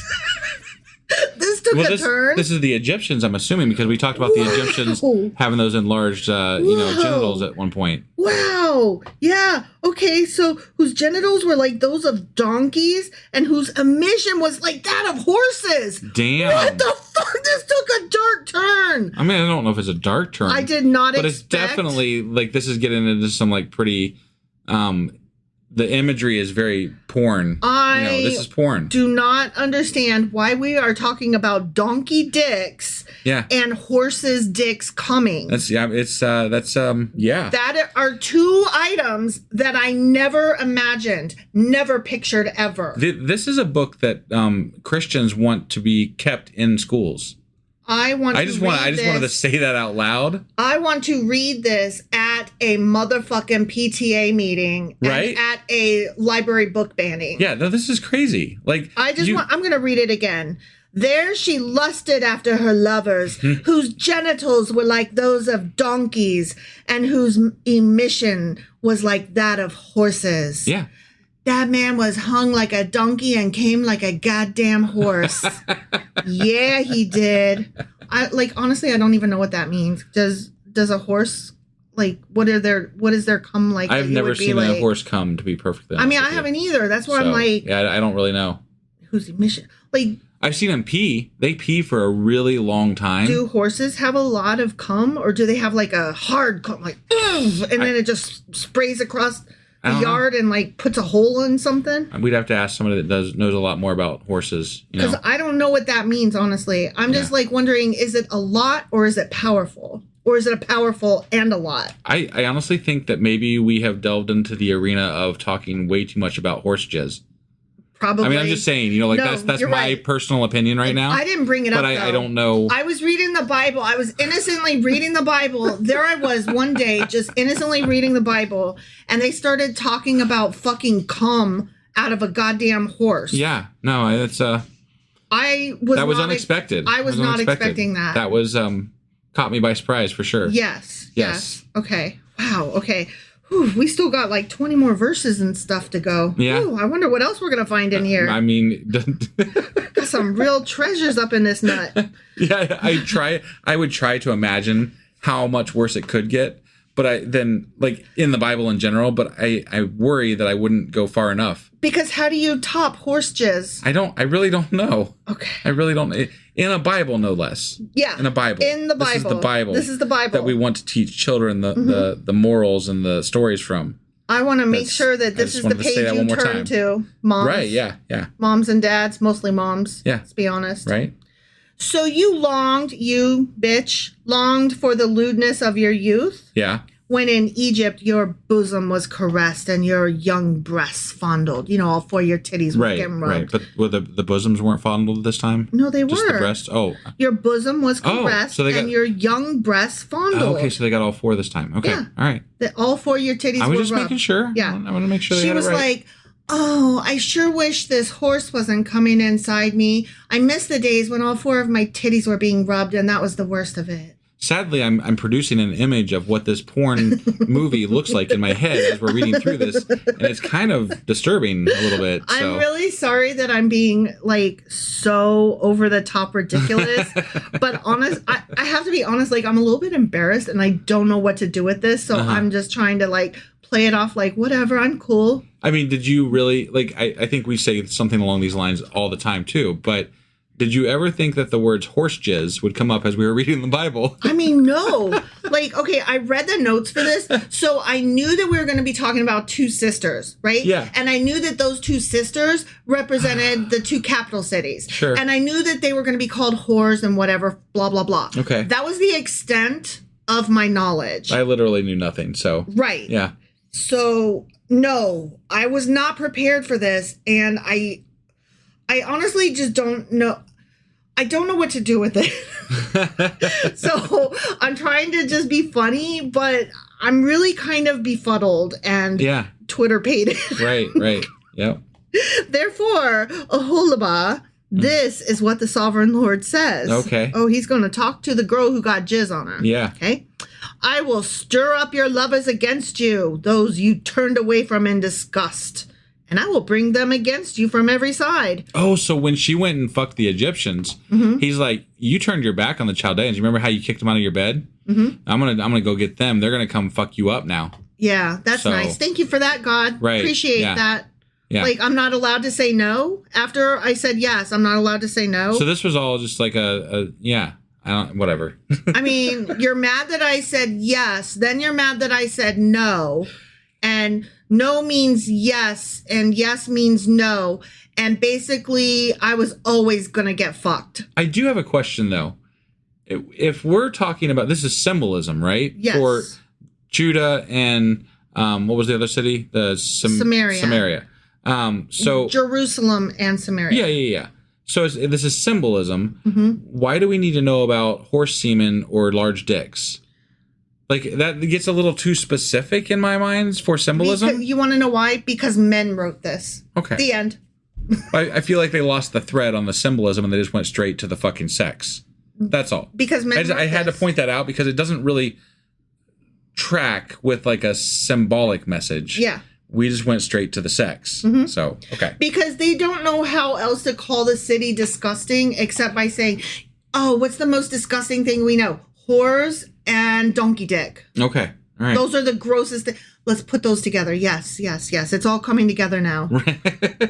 I'm going to plot this out. I need to get my index cards out. Oh, you know what? You said donkey dick, but what if we do horse jizz? Right. Yeah. Right? Like, those are two separate things, but cool. I'm good with this. Keep throwing it out. Let's go. What else you got? Right. Yeah. I don't know. How about instead of 2 boobs, she has 4 boobs? Right? Yeah. Yeah? I don't know. Yep. I don't know. Okay. So anyway, he's going to bring those guys to you. Okay. The Babylonians and all the Chaldeans, the men of Pekod and Shoa and Koa, and all the Assyrians with them. Handsome young men, all of them governors and commanders, chariot officers, and men of high rank, all mounted on horses. Yeah. Ugh. Okay. They will come against you with weapons, chariots and wagons, and with a throng of people. They will take up positions against you on every side with large and small shields with helmets. Okay. I will turn you over to them for punishment. I feel like this is you were just in this like there's no need for it, but you're still doing it. I'm in erotica land because everything, every word here has a double entendre. Yeah, sure. And they will punish you according to their standards. Yeah, they will. I will direct my jealous anger against you. How dare you fuck them? You should be fucking me. Right. Says God. Well, that's what God's all about, right? Is jealousy. It all comes down to jealousy in the Bible with regard to God. God is jealous. You're worshiping other idols. You're visiting other cultures. You're polishing their knobs. Yeah, you're doing shining their anything swords. Other than what He wants. If you do those other things, He's going to kill you. You're not on your knees before me. Right. Yeah. Only I can defile you. Yes. Fear the Lord. They will deal with you in fury. They will cut off your noses and your ears. What? That's not gross and weird. Yeah, that's bad. And those of you who are left will fall by the sword. You're going to die. You're either going to get your shit cut off and die or just die. Right. Which do you prefer? And eventually he'll say he's just going to scatter some of them. Scatter, smother, cover. The ones he didn't kill. In donkey jizz. Right. They will take away your sons and daughters, and those of you who are left will be consumed by fire. So I'm going to remember how he was going to melt them last chapter? Yeah. That was a really kind of disturbing imagery, the way he described that. With the metal and everything. It was gross. It was very gross. They will also strip you of your clothes and take your fine jewelry, just gonna rob you, whatever. Yeah. First I'm gonna strip you, then I'm gonna rob you. Whee! Right. So I will put a stop to the lewdness and prostitution you began in Egypt. Got it. By stripping you and taking your goods. That's how I will stop you from being a whore. Got what? It. That's not how that works. Right, yeah. You will not look on these things with longing or remember Egypt anymore. Well, okay. How'd that go? Yep. For this is what the sovereign Lord says. I'm about to deliver you into the hands of those you hate, to those you turned away from in disgust. Did they ever say that they hated them? I just wanted him to get out of my bed. Right. She was. I needed to clean the sheets. OMG. What do you want her to do? The guys over in Egypt had fucking horse dicks, you know? I don't know what to tell you. They will deal with you in hatred and take away everything you have worked for. They will leave you stark naked. Ooh. And the shame of your prostitution will be exposed. What if she's not shameful of it? Right? Like, what if, hear me out, she liked to have sex? Right. And what if the only shame is actually you putting that shame on her? Because I have to tell you a secret. Are you ready for it? I'm ready. Some girls like sex. No fucking way. You're kidding me. I know somebody who is a girl who likes sex. Seriously? Yes. I can't fucking believe it. She likes it a lot. Yeah? And you know what she's not embarrassed about? What? Sex. Oh. Huh. Yeah. That's crazy. I'm not going to tell you. I don't want to embarrass her. Sure. Because it's not my story to... Wait. It is... What? Is that your story to tell? It's my story to tell. Oh, okay. Oh my God. Yeah, right. Oh my God. I'm a girl and I like sex. Oh. What? And I'm not ashamed. Right. Hashtag not ashamed. Yeah. Okay. Your lewdness and promiscuity have brought this on you because you lusted after the nations and defiled yourself with their idols. Yeah, I did. I rubbed myself raw with them. I mean, right? Like they do feel like they're just sex toys, right? Yes. They're defiling with the idols. Pre-battery dildos. Yeah. The way they always talk about them anyway. I was like in the movie that Emma Smith was just in. Oh, what was it called? Oh, fuck.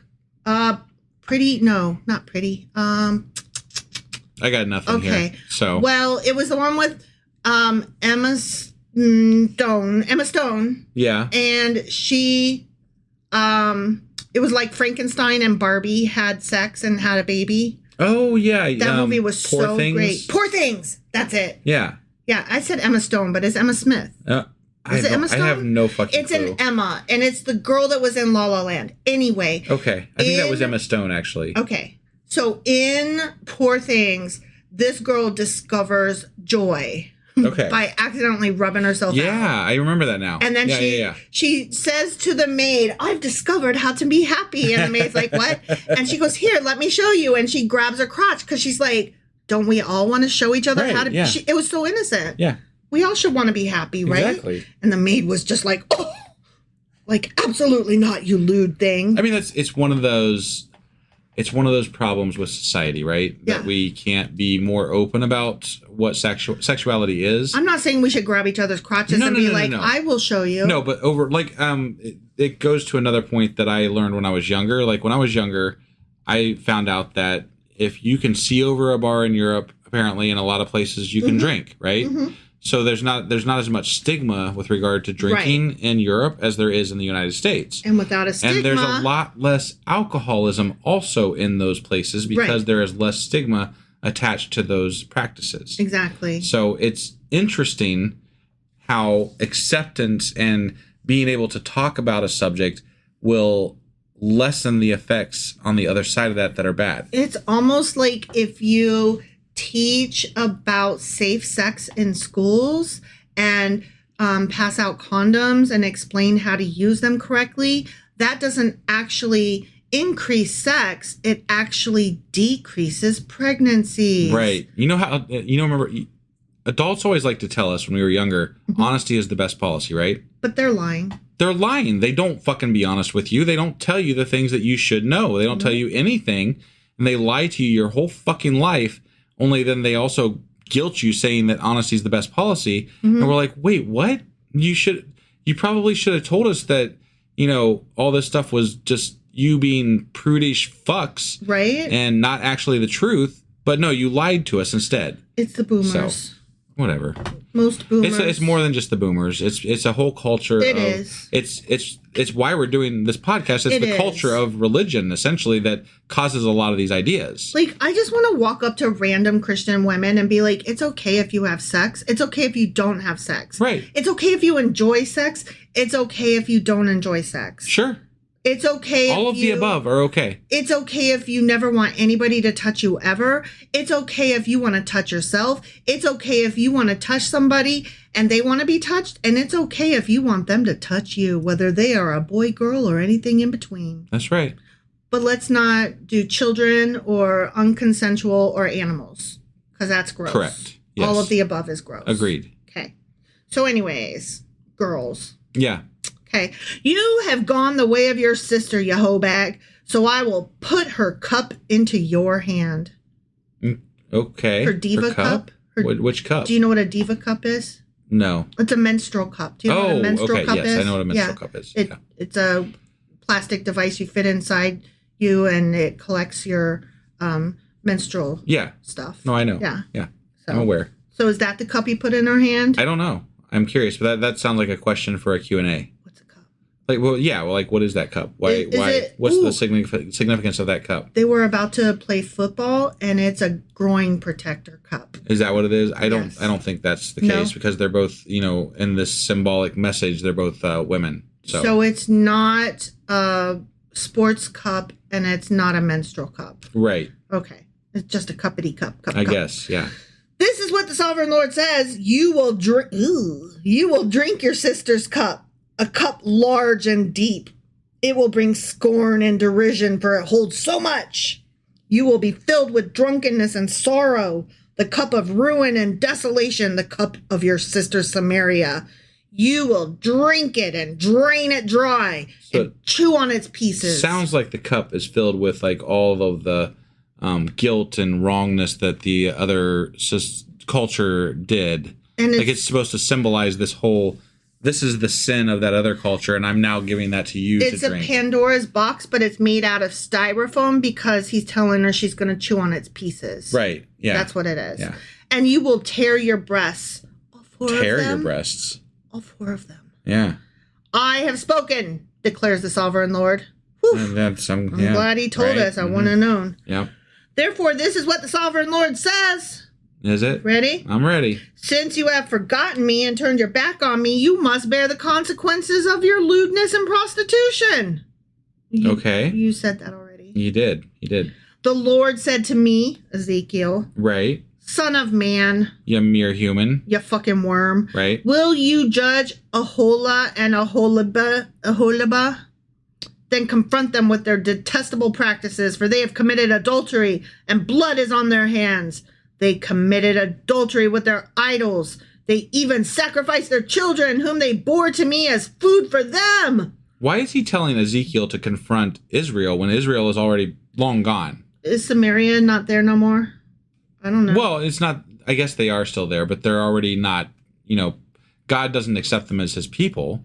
So, why would you be confronting them at this point? Well, he is definitely wanting him to confront Jerusalem. Sure, and that's what most of the confrontation has been about thus far. But, right. I'm not understanding the dropping back to, why are you confronting both groups? Why are we even talking about Samaria and Israel at this point, honestly? Yeah.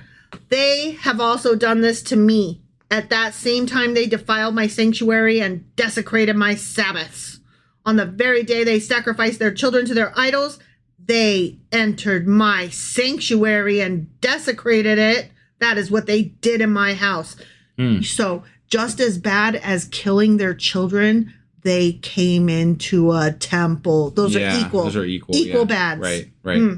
Probably more so, because if they were actually part of another culture and doing the sacrificial rites for children or whatever, he probably wouldn't have given two fucks. Right. But as his people, and then they came into his temple, his home, and he's like, fuck you. Yeah. Right? Yeah. And I mean, okay, to be fair, let's not sacrifice our children. That's gross. Yeah, definitely not. So I am kind of with him on that. No child sacrifices. And we've covered that most of the times that we talk about it. Yeah, stop killing kids. Don't kill kids. That's not right. They even sent messengers for men who came from far away, and when they arrived, you bathed yourself for them, applied eye makeup, and put on your jewelry. You dressed up for that, man. Yeah. You sat on an elegant couch.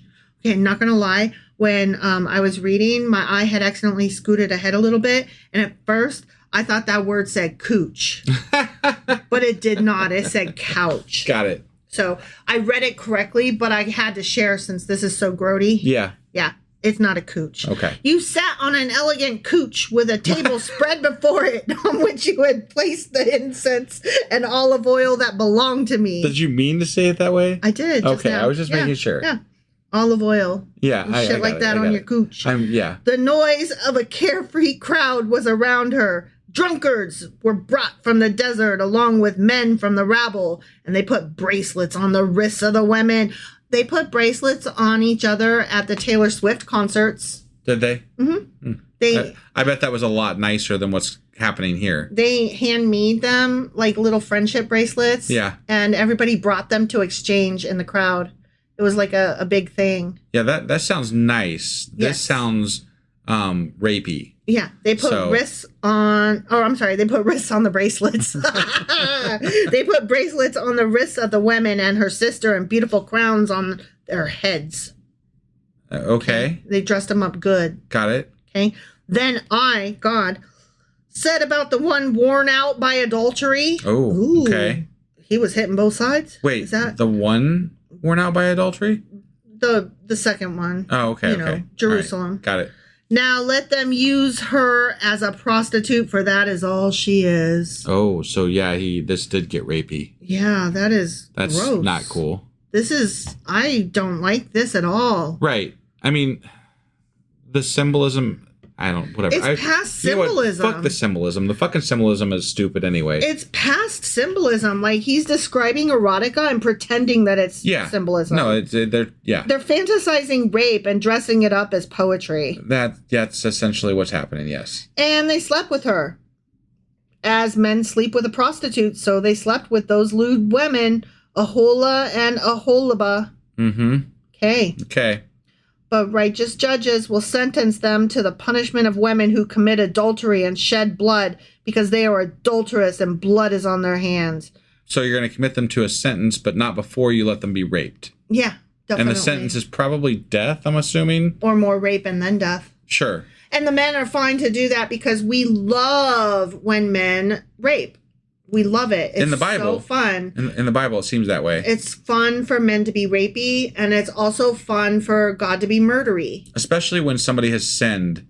Like, when you... well, then you brought it on yourself. Like when you have sex on your menstrual cycle. Yeah. That is definitely worth being raped and murdering you. Yeah. At that point. Yes. Is that the message that God is trying to deliver? That's what I'm getting out of this. Okay. And also horse jizz. Yep. On the cooch. Mm-hmm. This is what the sovereign Lord says. Bring a mob against them and give them over to terror and plunder. Mm-hmm. The mob will stone them and cut them down with their swords. They will kill their sons and daughters and burn down their houses. Mm-hmm. So I will put an end to lewdness in the land. Is that what you'll do? That all women may take warning and not imitate you. It's funny that throughout all of human history, these practices, lewdness, idolatry, prostitution, mm-hmm. They continue to happen without actually ever stopping. Mm-hmm. So there was never a time when God stopped any of this stuff. It's almost like there's no such thing as God, or that if there is one, he's not very fucking powerful. Right. Yeah. Puny God. Well, and moreover, like, this is just, like you said, it's men writing their wishes. This is a gross... I know it was the time, right? But these are... Women are subjugated during this time. It's not a good time for humanity. Like, this is not a good look for us. This is the fucking darkest of dark ages. Right, yeah. So I'm not down with this whole message that's in here. Here's the thing. Yes, it was the times, and we could leave it there, right? Except this is how they want it to be today. Right. That makes it not just the times. That makes it contemporary. And Christians tell us constantly how the Bible is still relevant and applies to society today. And this is what they want to do to people like me. Whee! Right, yeah. Okay, no thank you. Yeah. You will suffer the penalty for your lewdness and bear the consequences of your sins of idolatry. Then you will know that I am the sovereign Lord. The end. Mm. Fuck you. Yeah. Yeah. Honestly, that's all I have to say. Yeah, God can fuck right off with all that bullshit. The Bible can fuck right off. Yes. Honestly. The Bible can fuck right off. God can fuck right off. Anybody who advocates anything as being correct or right from the Old Testament can fuck right off. Yeah. It's not, this is not good. This is not good. This is not a good way to treat your people. It's not a good way to treat your neighbors. Look on people with regard to their practices. Even when it comes to the killing of babies, right? That does not mean you get to just flat out murder somebody for doing that. There's still a process that you do with regard to bringing people to justice. And even at that, I am not for capital punishment myself. So there's still a discussion, even with the worst of the worst that happens in the Bible, as to what should happen to that person that does those things. Well, here's the thing. He is acting like the worst was not the death of the children. That was one of the bad it was things. the entering the temple afterward. Yeah. And it was, I can't believe you turned to all these other idols. Like, that's what he's really pissed about. I mean, yeah, and you killed your kids and you had a lot of sex and stuff too. Yeah. But he's really, really pissed about the other idols. Yeah. So that is so fucking disingenuous to even mention that you're pissed about the child sacrifice. Right. If that is not the first thing on the table that you're pissed about, I have no respect for you. You are nothing to me. Right. I agree. Okay. So that was Ezekiel chapter 23. Sure as fuck was. Which means that tomorrow we will be back with Ezekiel chapter 24. All right. We'll see you then. Bye.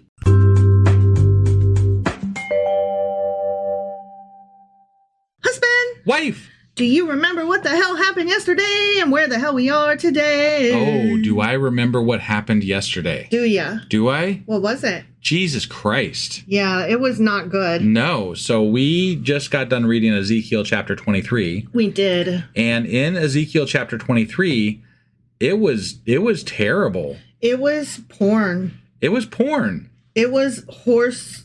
There was horse dicks. And no, it was donkey dicks and horse cum. Yeah. Yeah. Like, literally. I mean, that was legitimately in the fucking Bible. Yeah. I did not expect that. I did not understand how this was the Bible that we were reading. Now to get a little bit more in depth about it, it was a symbolic message where we were reading about these two sisters who were named Ohala and Obahala. Sure. Oh, yeah, right. There's two sisters. They represented Samaria and Jerusalem. And they were talking about how they were whores, and symbolically, I guess. Right. But then they started talking about fucking horse cum, and I'm like, this has gotten way beyond fucking symbolism here. Y'all lost the thread. What is going on? So anyway, he still doesn't like the fact that his people worship idols and do all the things. And so, yeah, that was Ezekiel chapter 23, which means that today we're getting into Ezekiel chapter 24. Before we get in, I do have one thing I'd like to mention, and that is that we're starting a new, well, not starting a new, we have a place that you can go now to support us through just shopping. If you shop on Amazon, you can support us every time you shop on Amazon. So there's a link that I've created, and you have to type this in specifically. It is sacrilegiousdiscourse.com/Amazon, and then follow the link on that page to go to Amazon, and everything that you purchase from Amazon will then support our podcast, which would be absolutely incredible. And who doesn't shop on Amazon? Well, I'm not judging you if you don't. It's a major conglomerate that, whatever. I shouldn't bash them too much. Right. Anyway, it is what it is. But if you do shop there, there's a link at sacrilegiousdiscourse.com/Amazon, where you can help us out just by shopping on Amazon. Woohoo! So that being said, we did Ezekiel chapter 23 yesterday. We're getting ready to hop into Ezekiel chapter 24. And are you ready to do this, wife? I am. Let's do it. Okie dokie.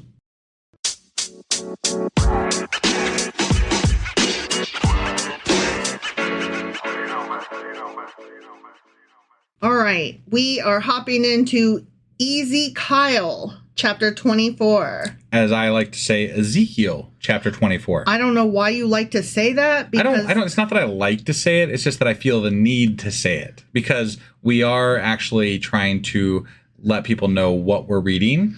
And so not everybody knows what you're saying when you say Easy Kyle. It's just that Ezekiel is so much more fun than Ezekiel. Oh, no doubt. No doubt. You are absolutely 100% correct. Big E. That is correct. All right, I'm about to throw a date at you, and then I'll let you know what that relates to. Okay. Yeah. In the 9th year, in the 10th month, on the 10th day, the word of the Lord came to me. Okay. So let me hop over to my notes right quick. Yeah. So I can tell you when the fuck that was. Okay, yeah. Sure. So this prophecy was given in the 9th year of Zedekiah, about January 5th, either 587 or 588 BCE. Okay. The very day the king of Babylon commenced the siege of Jerusalem. I see. Yeah. Okay. All right. So very momentous prophecy he's giving today. Yeah. Okay. Yep. It supposedly happened the same day. Same day. Same day. That's crazy. Okay. Yeah. It's almost like it was on purpose or something. That's weird. Right? Yeah. Weird.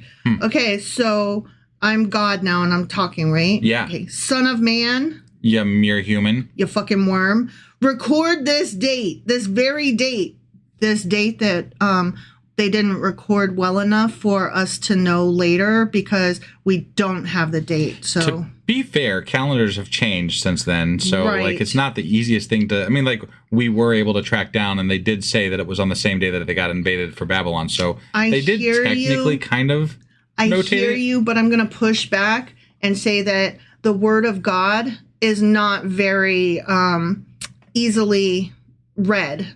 That is true. Okay. That is very true. Because this book is supposed to be the word of God. So I'm just saying. And we've talked about this before too. Yeah. If the word of God really wants to be the word of God, God should like make it work wherever the fuck it is. Like it should he should definitely come back and retranslate it correctly so that there's no misinterpretations of his fucking word. And maybe in the edit, leave out all the mentions of horse cum. That would probably be a good move. Yeah. I would say that didn't age well. That did not age well. Yeah. I don't know if it was appropriate at the time. Maybe they talked about horse dicks or donkey dicks a lot. I think part of the problem with the Bible, though, is that much of this stuff, well, while it may have been appropriate at the time, it's not appropriate for a God who is actually a good God. And therefore, it loses all, there is no commonality between today's values and what God wanted for those people back then. Right. Like you have to stretch to find that common ground with regard to the values of that time versus this time. I mean, it's only several thousand years later. What do you want? Okay, so record this date, this very date, because the king of Babylon has laid siege to Jerusalem this very day. Okay. All right. Yeah. Tell this rebellious people, and don't forget Ezekiel is in Babylon while this is happening. Yeah. So God's like, hey, guess what I'm doing over there? Yeah. Right? Yeah. Guess what? You live here, but guess what your captors are doing over there? Yeah, it sounds a little braggy about his mayhem that he's causing, and by mayhem I mean like murder. Yes. And let's not whitewash it. It's murder. Rape and all the horrible things that are happening looting, over there right now. Killing the babies and the animals. He's going to brag to Ezekiel, I guess, about the fact that he's doing this. Maybe. Guess what I'm doing? It's not going to be called bragging because he's going to let some of them live, and that's supposed to be a good thing. Right. But fuck that. Right. Tell this rebellious people a parable. Oh, love me a parable. And say to them, this is what the sovereign Lord says. Okay. Here go a parable. Ready? Not excited about this. Put on the cooking pot. The cooking pot, huh? Remember the pot that we talked about before? So this is different than the melting ore. This is a cooking pot now. But remember when we talked about the Tupperware? Yeah, that was supposed to be a safe place, apparently. Yeah, so but he didn't say cooking pot last time. Right. He called it a pot or something. Yeah. But it wasn't a cooking pot. Cooking pot sounds like he's going to cook them. Yeah. Put on the cooking pot, put it on, and pour water into it. Put into it the pieces of meat, all the choice pieces, the leg and the shoulder. Fill it with the best of these bones. Take the pick of the flock. Pile wood beneath it for the bones. There's the bad part. Bring it to a boil and cook the bones in it. Bone broth. Yeah. For this is what the sovereign Lord says. Ready? He says. Yeah. Well, this is the bit where he's killing them, right? Woe to the city of bloodshed, to the pot now encrusted, whose deposit will not go away. I hate that pot. Yeah. Yeah. I do that when I cook something too long, which is almost every night. Take the meat out piece by piece in whatever order it comes, for the blood she shed is in her midst. She poured it on the bare rock. She did not pour it on the ground where the dust would cover it. Okay. So okay, sure. Murder, stab. I'm not really sure what this is like. I'm missing the connection here between, Right. like, I get it that that's supposed to relate to something, but I'm not really understanding what this means exactly. Yeah. So I'm not sure either. Maybe I'm just a little dim. I don't know. I'm dim as well. To stir up wrath and take revenge, I put her blood on the bare rock so that it would not be covered. Therefore, so maybe I know part of like covering blood might be to keep like animals away. Okay. So like by putting it on the rocks, that would display it for people to see, and also it would invite animals in to further harm and maim people. So that could be why it's bad. Maybe. Okay. I'm just hypothesizing here. I don't know. So I have no idea. sure. Sorry, I'll let you continue. All right. Therefore, this is what the sovereign Lord says. Okay. Woe to the city of bloodshed. I too will pile the wood high. So heap on the wood and kindle the fire. Cook the meat well, mixing in the spices, and let the bones be charred. Then set the empty pot on the coals till it becomes hot and its copper glows, so that its impurities may be melted and its deposit burned away. It has frustrated all efforts. No scouring pad for you. Well, that's kind of a disgusting line there where he's talking about burning them until their impurities fall away. Yeah. Right? Like the impure shall die. Mm-hmm. And that we're supposed to base this on the idea of what God wants, right? God wants this idea of perfectness that he has in his mind, which is worshiping him, right, and groveling to him. Mm-hmm. And if you aren't that perfect thing, you are impure and deserve to burn and die. Right. That's disgusting. That's awful. Mm-hmm. So it reminds me of like in Dune where Paul has to stick his hand in the box and they're like, place your hand in the box to see if you're pure, you know? Oh, okay. All right. I was trying to see how that was relating, but yeah. Okay. All right. You know, to see if you're any good. Yeah. Whatever. Right. Its heavy deposit has not been removed, not even by fire. Ew, that shit's cooked on for life. I guess, yeah. Now your impurity is lewdness. I would say the last really chapter was pretty fucking lewd. Yeah, well, I mean, but he's been, with last chapter, he's really been harping on the lewdness. Mm-hmm. Yeah. Because I tried to cleanse you, but you would not be cleansed from your impurity, you will not be clean again until my wrath against you has subsided. I, the Lord, have spoken. The great Oz has spoken. Okay. All right. The time has come for me to act. I will not hold back. I will not have pity, nor will I relent. So God does not have pity here. Okay. Because he mad. He big mad. Right, right. You will be judged according to your conduct and your actions, declares the sovereign Lord. Okay. So now we're starting another section here in this chapter. Yeah. The word of the Lord came to me, as it does all the time. Multiple times, apparently, yes. Right. Son of man. You mere human. You fucking worm. With one blow, I am about to take away from you the delight of your eyes. He's going to kill his wife. Okay. All right. Yet do not lament or weep or shed any tears. Groan quietly. Do not mourn for the dead.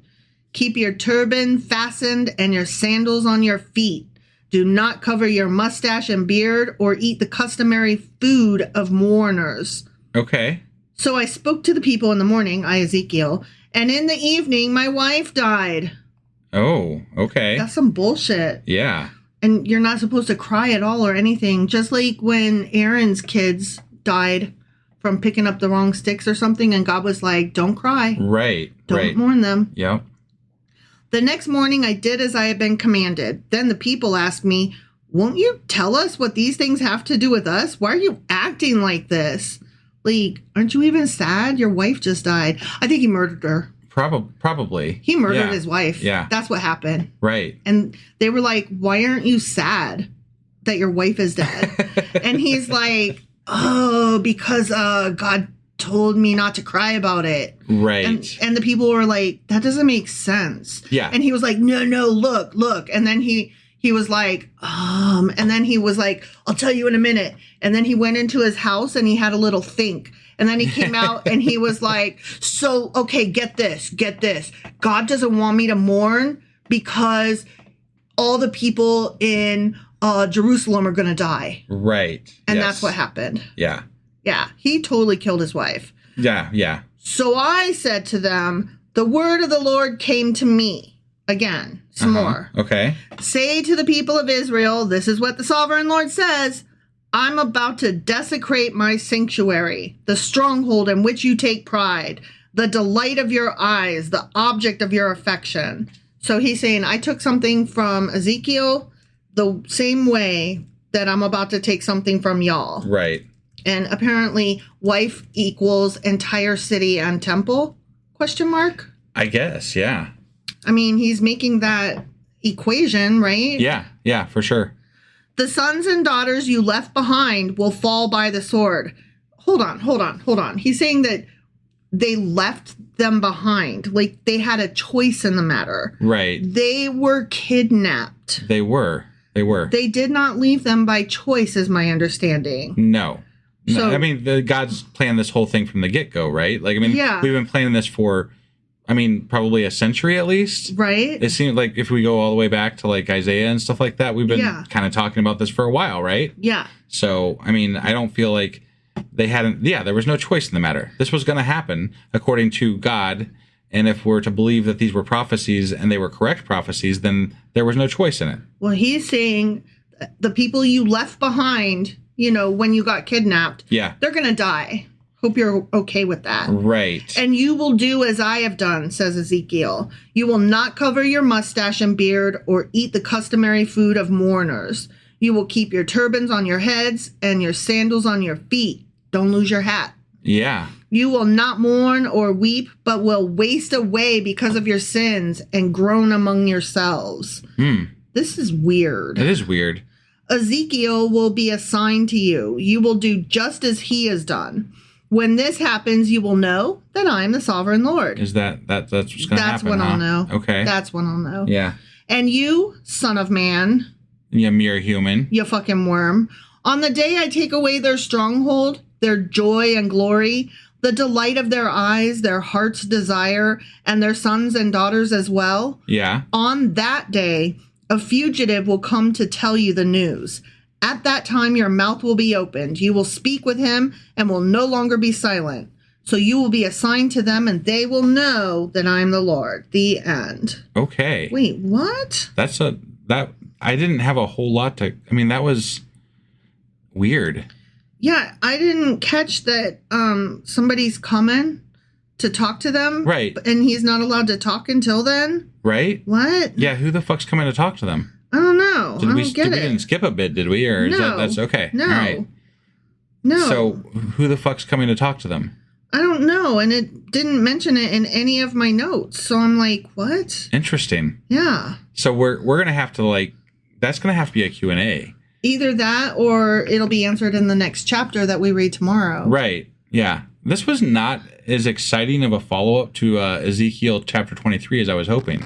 No. But was- it's really weird, too, that he's like, your wife died. Don't mourn her. Also, I'm going to kill everybody. Don't mourn them either. And then a stranger's going to come and then you can talk about it. Bye. Right. Yeah. Like, we didn't even get a minute to be like, oh, how much did he love his wife? Was she nice? Yeah, but I don't understand this thing. And it was, who was it before the third? It was Isaiah or Jeremiah that their wife? No, it was Isaiah, right? That his wife died or whatever, and he wasn't allowed to mourn or something like that. Or who was the other person? I was talking about way back when in one of the early chapters, like Okay. Genesis or Leviticus, Numbers, something like that. Okay. It was Moses' brother Aaron. Aaron had two of his sons. They were that's picking right. up And they sticks weren't on allowed. the wrong He wasn't allowed to day. mourn for that. Yeah, Yeah. That's right. And he wasn't even allowed to cry or nothing. They just had to pretend it never happened. I don't really understand this idea of not being able to mourn and why it's a good, it's why it's something God wants you to do. Right? It doesn't make a whole lot of sense to me. Like, mourning the dead is one of the things that separates humans from the animals, because it's like a community way of helping the past remain alive into the future, and we bond over it. Right. So I hate the message of don't mourn. Right. Yeah. No, I agree. I'm looking forward to the Q&A this week because I'm a little confused after that episode, honestly. Yeah. And to be perfectly honest with you, we were doing a live episode tonight, and like the internet broke in the middle of it, and so I lost my concentration a couple of times. So I'm looking forward to the Q&A because I don't know if I like didn't pick up on something as I wasn't as concentrated as normal tonight as I normally am because of situations in the live stream.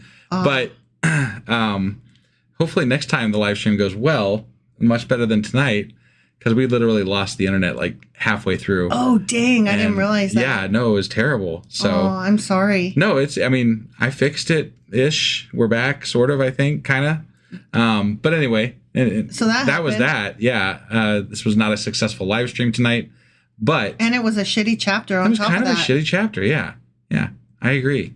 Well, so that was Ezekiel chapter 24. Sure as fuck was. Which means that we will be back tomorrow with Ezekiel chapter 25. All right. We'll see you guys then. Bye.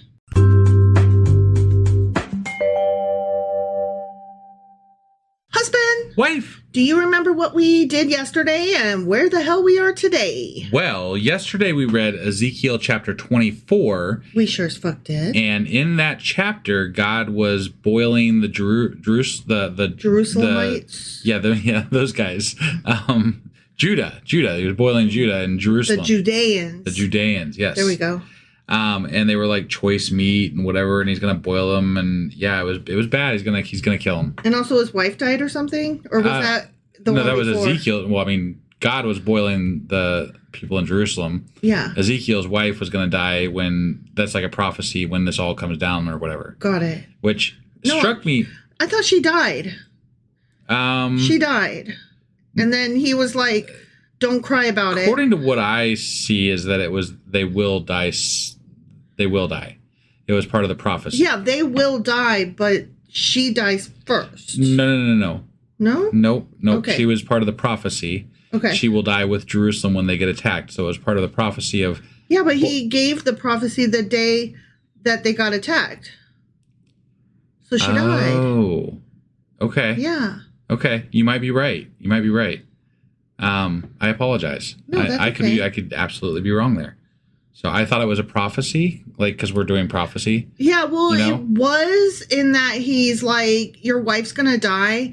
And when that happens, don't cry about it, because that's going to be what you tell those folks. And right.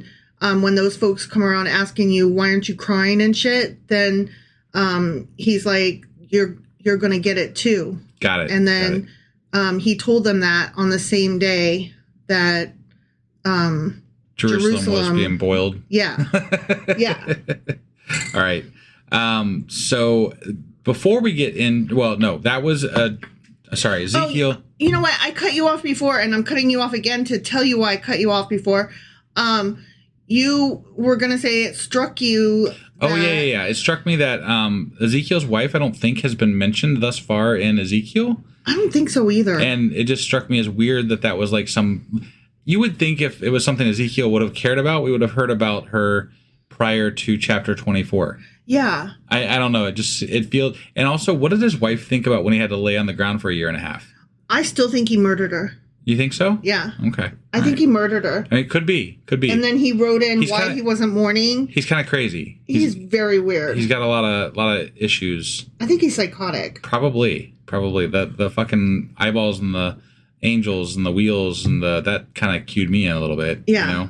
Yeah. I don't think he was quite right. Right. So before we hop into what we're doing today, I do want to mention one thing. We're still doing the Patreon push, but I've got a new thing that I want. This doesn't require you to spend any extra money. So we have a thing if you go to sacrilegiousdiscourse.com/Amazon. There's a link on that page to go through to Amazon, and any purchase that you purchase from that link that day will help us on our podcast, and it will give us a little bit of funds, and it won't affect your pricing at all. So it'd be really cool if you did that and maybe even bookmark that page. Right. So that would be awesome. That being said, we just got done with Ezekiel chapter 24.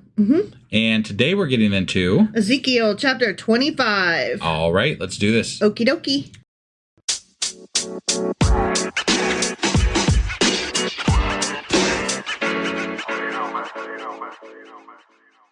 All right, we are hopping into Ezekiel chapter 25. Otherwise known as Ezekiel chapter 25. And we're going to learn about some prophecies against all these other nations. Oh. Yeah, but okay. It's a really short chapter, but there's some interesting stuff in it. So I'm kind of excited about one of the things because it addresses one of your favorite movies. Oh. Yeah. Oh. So this will be fun. I actually thought that was next chapter, not this chapter, but that's exciting. So you know what I'm saying? Oh, fuck yeah, I do. Oh, okay. Yeah, okay. I definitely do. Okay. Cool, 100%. Because I looked this up well before we ever got, I looked this up, I've been looking this up since we started reading the Bible. Well, okay, go ahead and tell me what it is. It is from Pulp Fiction. It is. That is what I was going to tell you. And it is when, oh my gosh, it's been years since I've seen the movie now. So, but it's when, and I'm not prepared because I thought it was next chapter. Right. So, but it's when Samuel L. Jackson is there. Jules Winfield. Yeah. Him and what's the Jesus? John Travolta. I can't remember his name in the movie. Whoever he is. They're in the room with the three guys that were like their drug dealers or something like that. They had they had the briefcase, right? Yeah. Actually, he gives that speech that you're about to address three separate times. Does he really? Okay. All right. Yep. Well, this is the most memorable one for me. And so he quotes this verse from Ezekiel as part of his I'm gonna shoot you. I'm gonna shoot you. I'm killing you. You're gonna die. Well, you'll be interested to learn some stuff about this. Yeah. Okay. Sounds great. Yeah. I think I might even when we get to it, we need to pause for a second so I can insert, because I was planning on inserting that quote in the middle of the podcast, because to me it's very relevant. Well, it's one of my favorite things from that movie, and I've seen that movie a gazillion fucking times. I know. So I've only seen it twice. I hated it the first time. I didn't really love it or hate it the second time. But the first time I saw it under shitty circumstances, and that kind of tainted my view of it. Sure. And that's why I watched it again with you, because I knew how much you loved it. Yeah. And I was like, okay, I see why you love it, but it was still it was too much for me. Right. So I'm like, okay, I understand the cultural references. It's not for everybody, you know? Sure. So. I mean, it's Quentin Tarantino. He's not for everybody. Yeah. So, no, but I get it, and I'm glad I rewatched it so that I can get it. Do you remember when we went to the movie theater to go watch Inglourious Bastards? Yes. What happened? There was an old couple there. Yes, there was. Right behind us, and they watched when we walked in and we saw them, you and I whispered to each other, I wonder if they realize that they know this is Quentin Tarantino, and are they prepared? Right. And then they sat through the whole thing, and they were like, on the way out. They weren't in love with it. No. In fact, they were making comments about, that's not historically correct. Yeah. They were making all kinds of wrong comments about it, and we're but it was kind of cute. It was. And honestly, I appreciated their take on it, because they were coming in kind of like we're coming into the Bible not knowing what's going on, right? That's fair. They were coming into a Quentin Tarantino movie fresh, not knowing anything about it, not knowing anything about him or his film style. Yeah. And so it was kind of cool to hear their take. And to be quite fair, they did not critique the style. They did not critique the goofiness in that movie. They didn't critique a lot of the over the top stuff. It was mostly just the historical inaccuracies, which is the least problematic thing of the movie. Yeah. So but at the time, I think they were old enough that when we saw that, they might have been on the cusp of he might have been on the cusp of maybe even having been in World War II. Yeah. I don't know for sure. He was definitely old enough to have been aware of World War II. Very aware. Yeah. If not even the age to serve. Right. So, yeah, they would have had some opinions. For sure. But they weren't mad, I don't think. They were just like, that wasn't right. Yeah. That's not how that went. Right. So I just thought it was interesting. Yeah, definitely. Okay, but we're not talking about Pulp Fiction. No. Although we are later. We are, yeah. Yeah. Okay. So let's read this. Ready? Yeah. Guess what happened? Let me hold on. This is gonna be a rough one. God talked to Ezekiel, probably. Yes. Yeah. The word of the Lord came to me. Yeah. Ezekiel. Mm-hmm. Yeah. Son of man. Yeah, mere human. You fucking worm. Set your face against the Ammonites. Okay. The Ammonites. And prophecy against them. Okay. We've got 3 other people we're going to yell at. I do have a quick question here. Why are the Ammonites going to give 2 fucks what Ezekiel says to them? Okay, so we're going to get there. Okay. All right, yeah. But he's yelling at 4 specific people for some shitty things that they did. Okay. It just sounds like he likes to rant a lot. That's how I feel about this. He totally does. Okay, so say to them, hear the word of the sovereign Lord. This is what the sovereign Lord says. He says, I says, because you said, aha, over my sanctuary when it was desecrated, and over the land of Israel when it was laid waste, and over the people of Judah when they went into exile. Therefore, bitches, I'm going to give you to the people of the east as a possession. They will set up their camps and pitch their tents among you. Yeah, they will. So part of his punishment for the Israelites was that they were going to be the scorn, and the neighbors were going to mock them and make fun of them, right? They're all going to laugh at you. But now that the thing that he made happen, because he's God, right? Like God makes things happen. This is part of his punishment for his own people that he's enacting. Yes. Now he cares what they're doing, and he's going to punish them for it. Yeah. Is that where we're going with this? Kind of, yeah. I'm going to give you a few notes on this. No, I'm a little irritated with God, in this book, in canon, because he's kind of a dick, and it makes literally no sense. No, not at all. So these people, they're going to come among you. They're going to live among you. Yeah. They're going to eat your fruit and drink your milk. Okay. I will turn Rabbah into a pasture, that's a capital city, for camels, and Ammon into a resting place for sheep. Then you will know that I am the Lord. For this is what the sovereign Lord says. Hold on. A grazing place for camel and a resting place for sheep. That sounds rough. It doesn't sound anywhere near as rough as what he says about his own Judah. People. Yeah. He has said that's going to be a wasteland, and they're going to be burned and piled up and bodies strewn. And these are important cities. Yeah. And so he's saying that they're going to be basically laid bare, and they're going to go to these nomadic Arab tribes. Got it. You're not going to be cities anymore. Okay. You're not going to be, hubs. You're not going to be like places of trade and quote unquote civilization. Yeah. You're going to be done. You're gone. Your land is going to be agriculture and animals now. Right. So, I mean, to us, it sounds like idyllic and postcard kind of like, oh, that's kind of nice. Sure. But for them, that would have been the worst. Right. Right. For this is what the sovereign Lord says.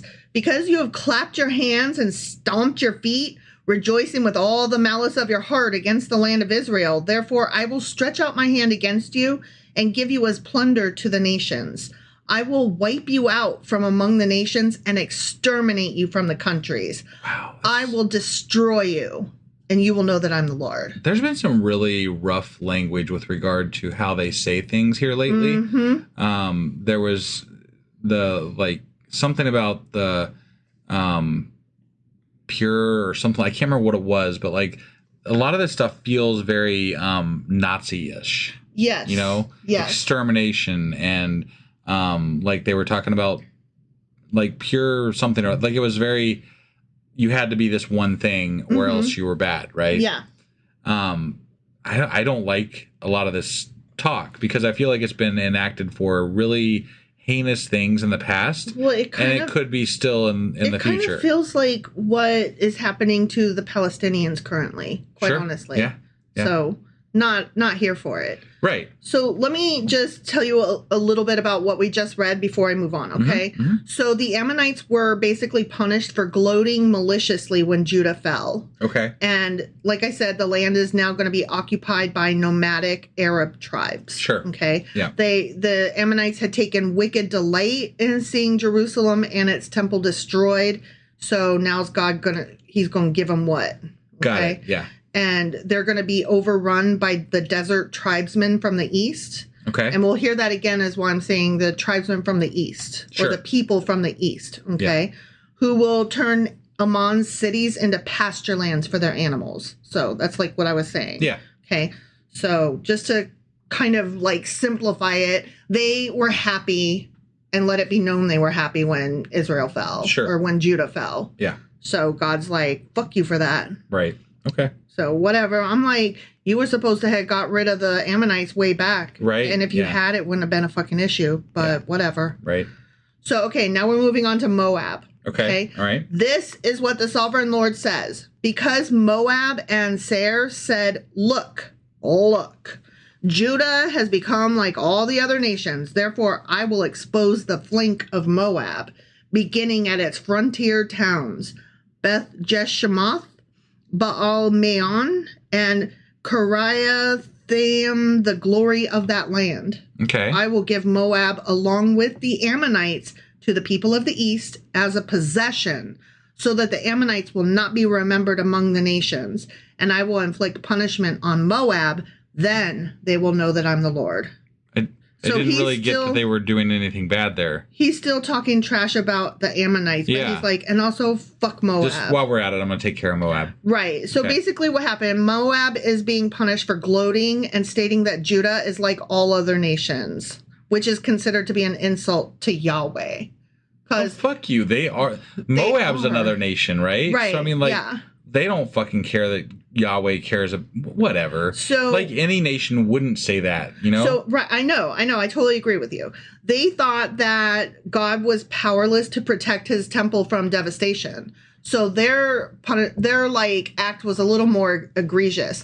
Like, the Ammonites were just like, y'all fell. Yeah. Whereas Moab was like, y'all fell and your God sucks. He's so fucking weak. Got it. And therefore, similar to Ammon, the land of Moab is going to be given to those same tribes. Okay. Yeah. So it's basically like, they pissed me off worse than you did because I'm a petty little fuck and I worry about my image. Yeah. You didn't just laugh at them, you laughed at me. But in the past, he's cared what they think of him. You know, like these neighbors that he's talking about or whatever. I don't want them to think I'm evil. And now he's like, you know what? I don't care. I will kill you. Right. But not Egypt. I don't. But not Egypt. All these years, he could have dealt with Egypt the same way. But instead, he's dealing with these little tribes. Well, it's because it's about political and military power, right? Yeah. It has nothing to do with a god. It has to do with the actual politics on the ground and the reality that they're living in. But that's what I'm saying. Like, these little itty bitty, comparatively speaking, right? These little itty bitty places, he's like, okay, I'm going to decimate you. Like, if you actually gave a shit about your people, why were you allowing these powerful nations, Babylon, Assyrians, Egypt, Canaanites, like all of that, right? Right. The Chaldeans. Thank you, Chaldeans. Like all of these huge, powerful forces, these nations, you were too weak to knock them down because you aren't real, right? So, like, but that goes against the story. You know what I'm trying to say? Sure. Like, if you really gave a shit about your people, quote unquote, God, why did you allow these giant nations to kick your people around?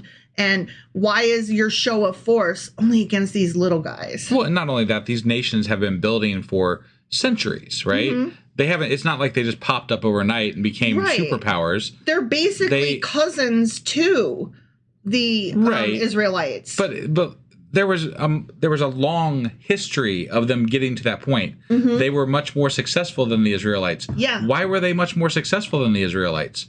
Probably because they did things better or had more resources or I don't know. Or if you know. want to talk about magic, their god seemed to be better. Yeah, sure. I mean, whatever. Their idols were better, is what it sounds like to me. Yeah.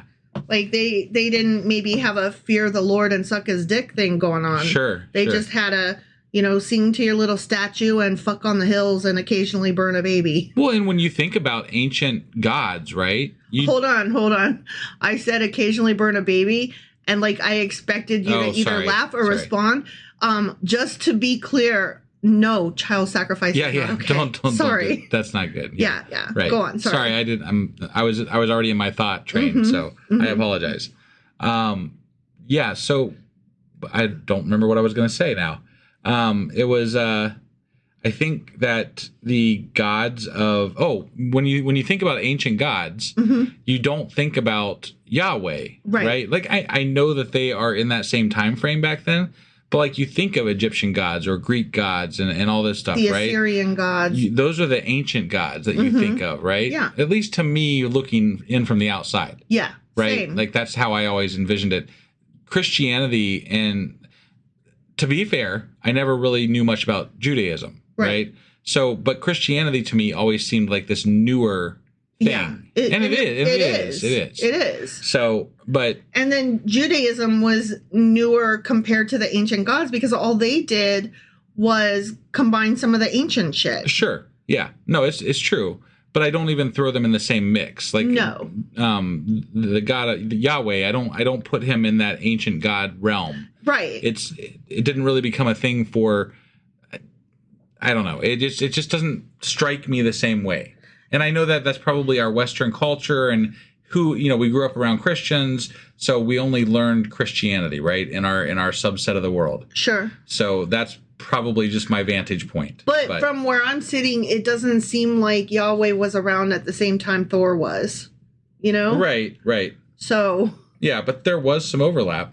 Yes, there was overlap, but it was towards the end of one before it was the beginning of the other one. Not necessarily. Like there was the Christianity didn't take hold Are you talking about Christianity or Judaism? Right, but Christianity took hold from the ancient Roman gods. So there were still Romans worshiping Roman gods up until Christianity. Right, no, I get that. But what I'm saying is at the beginning, like from the beginning, Yahweh wasn't around yet. You know what I mean? Right, yeah. That's what I meant, not at the same time. Okay. Like first came like the Greek gods, even before Rome was the Greek gods. Sure. And, the like Zeus and Thor and all them, like them people. Right. And then came the Roman gods from the Greeks as Rome took over that area. Sure. And Yahweh was kind of kicking it, but he was not like super big. He was just like one of many. Yeah. So, well, and we've talked, he's a very regional god. Yeah. So, yeah. Yeah. Early on, for sure. Yeah. So, all right. Well, we're about to get it against the Edomites. Okay. All right. This is what the sovereign Lord says. Is it? Mm-hmm. Okay. All right. Because Edom took revenge on Judah and became very guilty by doing so, therefore, this is what the sovereign Lord says. I will stretch out my hand against Edom and kill both man and motherfucking beast. Oh. I will lay it waste, and from Timon to Dedan, they will fall by the sword. I will take vengeance on Edom by the hand of my people Israel, and they will deal with Edom in accordance with my anger and my wrath. They will know my vengeance, declares the sovereign Lord. By the hand of his people from Israel, or whatever. That doesn't, how? They're in exile. They aren't around. I don't know, but here, let me read you my little note on it. Sure, yeah. Edom's harsh punishment is for having betrayed the agreement with Judah to fight against Babylon. So they had made this agreement, right? Okay. And they were going to help them. And then they instead became a Babylonian ally, taking Judean lands in the Negev. Oh. The Jews themselves will be God's instrument in punishing Edom. And I'm not sure how that's supposed to happen or how that came about, but that would have to be at least 70 years later. Right. I mean, however that works. That didn't happen by them right away. I know for a fact. Yeah. So couldn't have. Don't know anything about that, but that's what they're mad about. Okay. I mean, that makes sense. And I like that because it's showing that there was a bunch of political maneuvering things going on. And it tracks with everything we've read. You know, like if you read between the lines, you can catch this is politics. This is not a god. It's fucking politics. It's always politics. Yeah. Okay, now we're moving finally against the Philistines. Okay. Yep. This is what the Sovereign Lord says. Because the Philistines acted in vengeance and took revenge with malice in their hearts, and with ancient hostility sought to destroy Judah, therefore, this is what the Sovereign Lord says. Okay. I'm about to stretch out my hand against the Philistines, and I will wipe out the Kerethites and destroy those remaining along the coast. Okay. You know, when we talk about the people on the islands? Yeah. Yeah, that's these folks. Okay. I will carry out great vengeance on them and punish them in my wrath. Then they will know that I am the Lord when I take vengeance on them. The end. Wait, where was the... Yeah, we're getting there. We're getting there. All right. Okay? Yeah. So let me read you about the Philistines a little bit, and then we'll get there. Okay? Okay. So the Philistines were ancient enemies of Israel from way back, right? Yeah. And they're said to have come originally from the islands of the Aegean Sea, including Crete. That's what I said. No, it's not. Is it Aegean? No, it's Aegean. Aegean? Okay, sorry. Including Crete, and are called the Kerethites or Cherethites, and that's interpreted as the Cretans. Okay. Okay. Yep. And they are being punished because of their vicious treatment against Judah, and they too will cease to be a nation. Got it. Okay? Yep. Now, let's read verse 17 again. Sure. Okay? Yeah. I will carry out great vengeance on them and punish them in my wrath. Then they will know that I am the Lord when I take vengeance on them. Oh, it sounds similar. So that's I guess that's it. Yeah, that's it. Okay, so like let me Okay, go ahead. Let me read this little bit about that. Sure. Okay. Okay. So in the 1994 film Pulp Fiction, which we discussed at the beginning of this episode, right, character Jules Winfield ritually recites what is stated as Ezekiel 25:17 before he executes someone. The passage is heard 3 times throughout the film. The final 2 sentences of his speech are similar to the actual cited passage, which is based on the King James Version. I wondered. But the first 2 are fabricated from various biblical phrases. Oh. Yeah. And should we play that clip right here? We can. I had also copied the... Well, I want to clip it in. So okay, you clip it in. Let's play it right here, okay? The path of the righteous man is beset on all sides by the iniquities of the selfish and the tyranny of evil men. Blessed is he who in the name of charity and goodwill shepherds the weak through the valley of darkness, for he is truly his brother's keeper and the finder of lost children. And I will strike down upon thee with great vengeance and furious anger those who attempt to poison and destroy my brothers. And you will know my name is the Lord when I lay my vengeance upon thee. One of the places that Quentin Tarantino got this inspiration for this speech was from a super old martial arts film. And there's a dude. He loves martial arts films. He does. Well, Kill Bill much? Right, yeah. So there's a guy, and I didn't copy this in here, but I forget. There's a character in one of these films. Okay. And his name is like Chibi something or other. And he says, much like what Jules says in Pulp Fiction. Got it. He says the path of the righteous man is beset on all sides by the inequities, blah, blah, blah, blah, blah, blah. Right. And I will strike down upon thee with great vengeance and furious anger those who attempted to poison and destroy my brothers. And you will know my name is Chibi whatever when I lay my vengeance upon thee. Wow. Yeah. Okay. So that's where that came from. And then he mixed in some Bible quotes. Yeah. Threw in and it's Ezekiel chapter 25 verse 17. Sure. It's kind of funny because like it's almost like a joke, right? Yeah. It's almost a joke because like he's literally getting ready to kill people when he says this, and so it's poking fun at the ridiculousness of God just by saying that phrase. And I think that's what I love so much about that phrase that he says in that movie. Yeah. It's like, yes, this is how ridiculous your God is. He's using this wording in the Bible to then turn around and fucking murder people.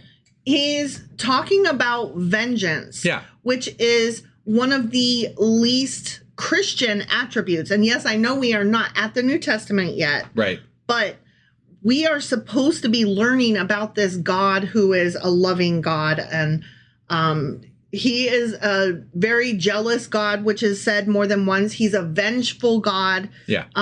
He's just horrible. He's a horrible being. Yeah. And that is not who I would choose as my local deity. No, and the funny thing to me also is that in that movie, Pulp Fiction, specifically the part where he's there in the room with the three guys and they're getting the suitcase, right? Mm-hmm. That he at one point, some kid comes around a corner and like unloads a gun at him, right? Mm-hmm. And he misses. Like, he's got 6 bullets in the chamber, misses all 6 times. Nobody gets shot. Right. Right? And after murdering 3 people to recover a suitcase for his boss, Jules decides that he has found God. Right. Why? Because he didn't get killed. Right. After he just murdered 3 people. Yeah. That was God telling him a message. And to me, that's hilarious. It's hilarious. It's fucking hilarious. Yeah. Right? I'm like, this is great. I mean, okay, it's great. It's great. It's great commentary. Right. It's great commentary. Yeah. It's a great statement. Right. And it basically is like, yep, this is what it be. Right. Yeah. Right. What I also appreciate is that, and I know this has been talked ad nauseum about this film. Sure. Is that it's all for this magical suitcase that none of us ever find. This briefcase has a MacGuffin. Yeah. Is what it's called in the writing world. Right. And we never have to know what's in it. And that is both the most important and the most hilarious part of that story. Yeah. Because it, at the same time that it's like making fun of religion, it's also making fun of the hero's journey. Yeah. You know, from a writing stance, it's like, it doesn't even fucking matter. Right. Like, okay, I'm just going to go off a little bit here just because I'm like working on outlining stuff. And one of the screenplays that I'm studying is Casablanca. Yeah. And the MacGuffin in that film is these transit papers that like totally did not exist. And when the writers were putting this movie together, they were like, this is never going to fly with American audiences, because this was like like during the heat up to World War II that this movie came out. Sure. And so they were, trying to capture the feeling. And at the time, studios were putting out these films like one after the other. Just boom, boom, boom, boom, boom, trash, right? Right. Like whatever sticks to the wall. So they just expected that Casablanca would not be that great a success, particularly with the MacGuffin of these magical transit papers signed by this uppity whoever that can't be questioned. Right. And these actors just sell it like it's not, of course this is true. Right. And so that's like, to me, that when I learned that background about Casablanca and the writers, that is to me what that briefcase is. Sure. And, just kind of like, I don't like Quentin Tarantino as a human being. No. I think he's just a despicable person, but you cannot deny some of his genius in filmmaking and tearing apart a story. Yeah. And putting it back together. No, it's absolutely true. It's one of those, again, separating the artist from the art. Right. Right. Yep. All right. Is that all we got for today? That's all we got for today. I think that was more than enough for as short a chapter as it was. We went all over the fucking page. Yeah. Yeah. So, all right. When wife says bye, you will know that our name is Sacrilegious Discourse. Bye.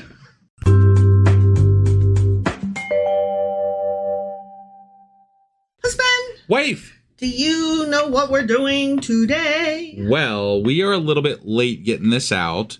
And I apologize, but today is Sunday, but we're... No. We're recording it Saturday night. It's It's really early on a Sunday morning, actually. Okay, just because it's after midnight doesn't make it not Saturday night. I mean, technically, it does. No, it's Saturday. Because we're doing Q&A Saturday, and I say it's Saturday night. All right, so we're doing Q&A today. What are we Q&Aing? We are going over Ezekiel. I almost said Jeremiah. Ezekiel chapters 20 through 25. 21 through 25. Okay. Are you sure?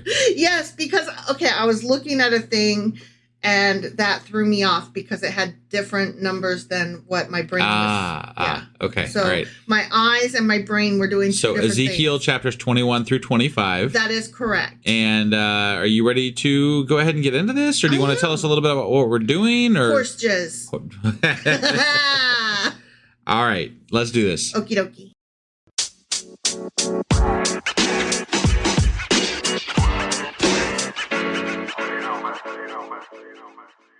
All right, we are doing our Q&A over Ezekiel chapters 21 through 25. All right. And yes, we are going to discuss horse jizz, or at least horse dick. Oh, okay.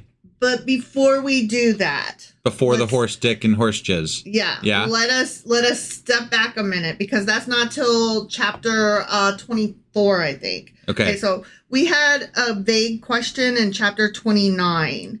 No. I'm sorry, 1. No. Yep. Yeah, Yep. I'm so sorry. My brain and my mouth are not connected today. Okay. So chapter 21, remember, was called the Sword Song, or the Prophecy of the Sword. Song of the Sword, I thought. Yeah. Okay. Because it's the sword of the Lord. Right. Yeah. So there was a part, I'm going to read verses 9 and 10. Because we kind of had a question about it. Sure. Son of man. You mere human. You fucking worm. Right. Prophecy and say, this is what the Lord says. A sword, sharpened and polished. Sharpened for the slaughter, polished to flash like lightning. Shall we rejoice in the scepter of my royal son? The sword despises every such stick. Okay. And we kind of had a question, like, what does he mean, royal son, and, like, scepter and stick? And we kind of figured, he's probably talking about the puppet king or whatever. Right. But we weren't for sure, and we just kind of glossed over it. Yeah, right. We were like, whatever. Sure. So, yeah, the son here probably does refer to the current ruler of Judah, at that point was Zedekiah. Okay. And but it also might have referred to the nation itself. Got it. Because his royal city or whatever is about to go down. Unless he doesn't like them, then it's a whore. Yeah, so. It's a royal whore. God's sword of judgment had no regard for Zedekiah's right to reign, which was Zedekiah's scepter. Okay, sure. So, I like how they say God, but actually, Ezekiel wrote this hypothetically. Yeah. And, we have no corroboration as to whether God was actually involved or not, other than, Ezekiel's word. You got to take Ezekiel's word for it because. Yeah. I just want to make sure I said that because it's the one that got stapled into the book. That's why. Yes. So I thought this was kind of interesting. Somebody had written, despising the king of Judah, the sword of Babylon would turn Judah's scepter into nothing but a stick. Okay. So the sword of Babylon, though, which I know is God using Babylon as his sword. Babylon's sword is going to turn Judah's scepter. But that motherfucker back in Genesis, he just conjured up some goddamn swords to swing back and forth in front of the Garden of Eden. Mm-hmm. And now he has to use some other fucking people that aren't even his own to bring a sword against his people. I just feel like this is a weak-ass God. If he is a god, he's fucking piece of shit. Yeah, definitely lost some power over the years. Right? Yeah. Just magicked out. I'm not impressed, No, me neither. Okay. Me neither. Yeah. So then moving on in the same chapter to verse 26, this is what the sovereign Lord says. Take off the turban, remove the crown. Okay. And we didn't really ask anything about that, but we were just kind of like, okay, whatever. The turban, or as it's sometimes also called a mitre, M-I-T-E-R, sure, was the headdress of the high priest. The crown, of course, belonged to the king.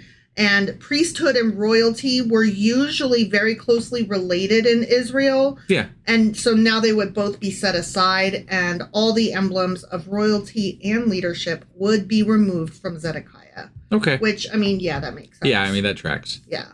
I just like kind of clearing it up. Sure. You know? Sure.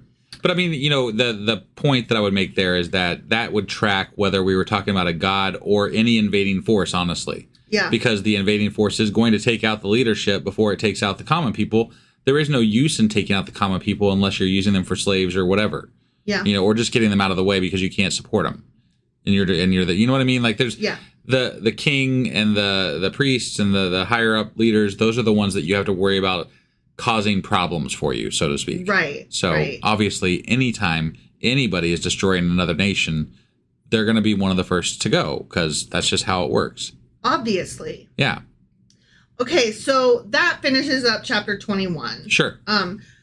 We didn't have any questions and I didn't have any notes for chapter 22. Okay. And I was mistaken. It wasn't chapter 24 that had the horse jizz in it. It's chapter 23.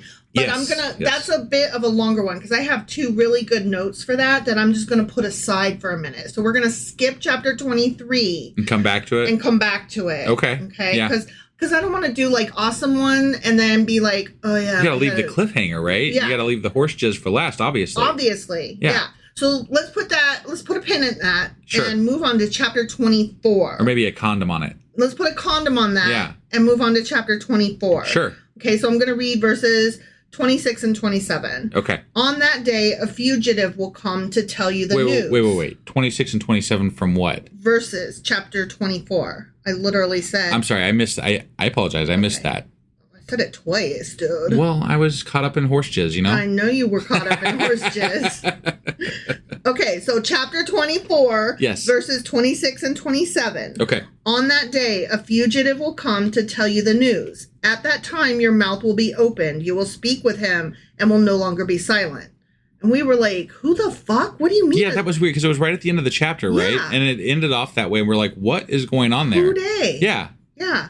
Okay, so when someone escapes from Jerusalem and then arrives among the captives, that person will inform them of the destruction of the city, the temple, the royal family, and all the people at large. Okay. Okay. And that's when they will know for sure, like, oh, fuck me. Ezekiel was telling us the truth. What? Okay. Okay. All And right. so until that moment, Yeah.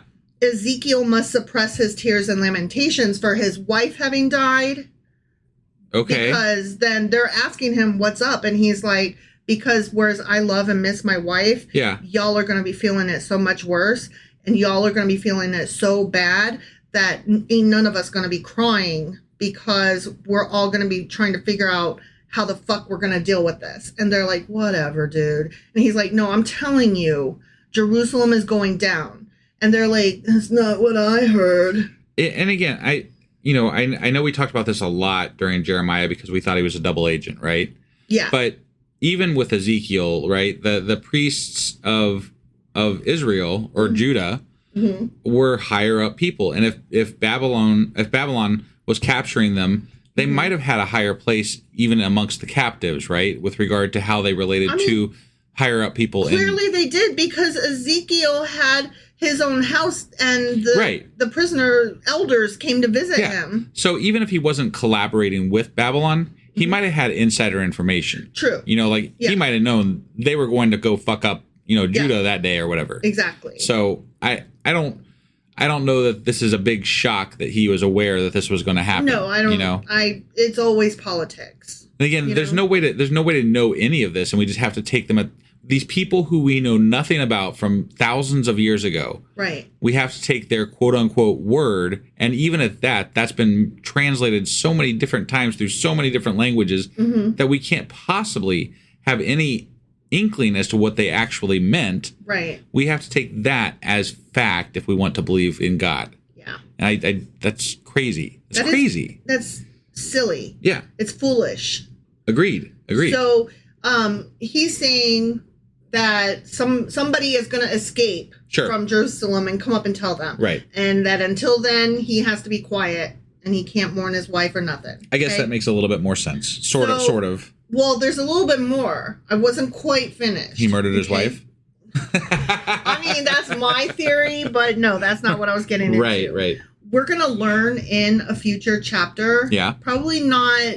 No, it won't be this coming week. It might be the week after. My math is really bad. Sure. Okay. So in like a couple weeks, we're going to learn in one of those chapters that a person actually does escape from Jerusalem and then informs the prophet and his fellow captives that the city was smashed. Okay. So that's a thing that will happen. Ezekiel wrote about a prophecy that was going to happen, and then the prophecy happened, and so yay, he's right in his own book. Now you know the Lord. He wrote his own prophecy that he wrote that his prophecy that he predicted was correct. Yeah. Wow. Right? Yeah, exactly.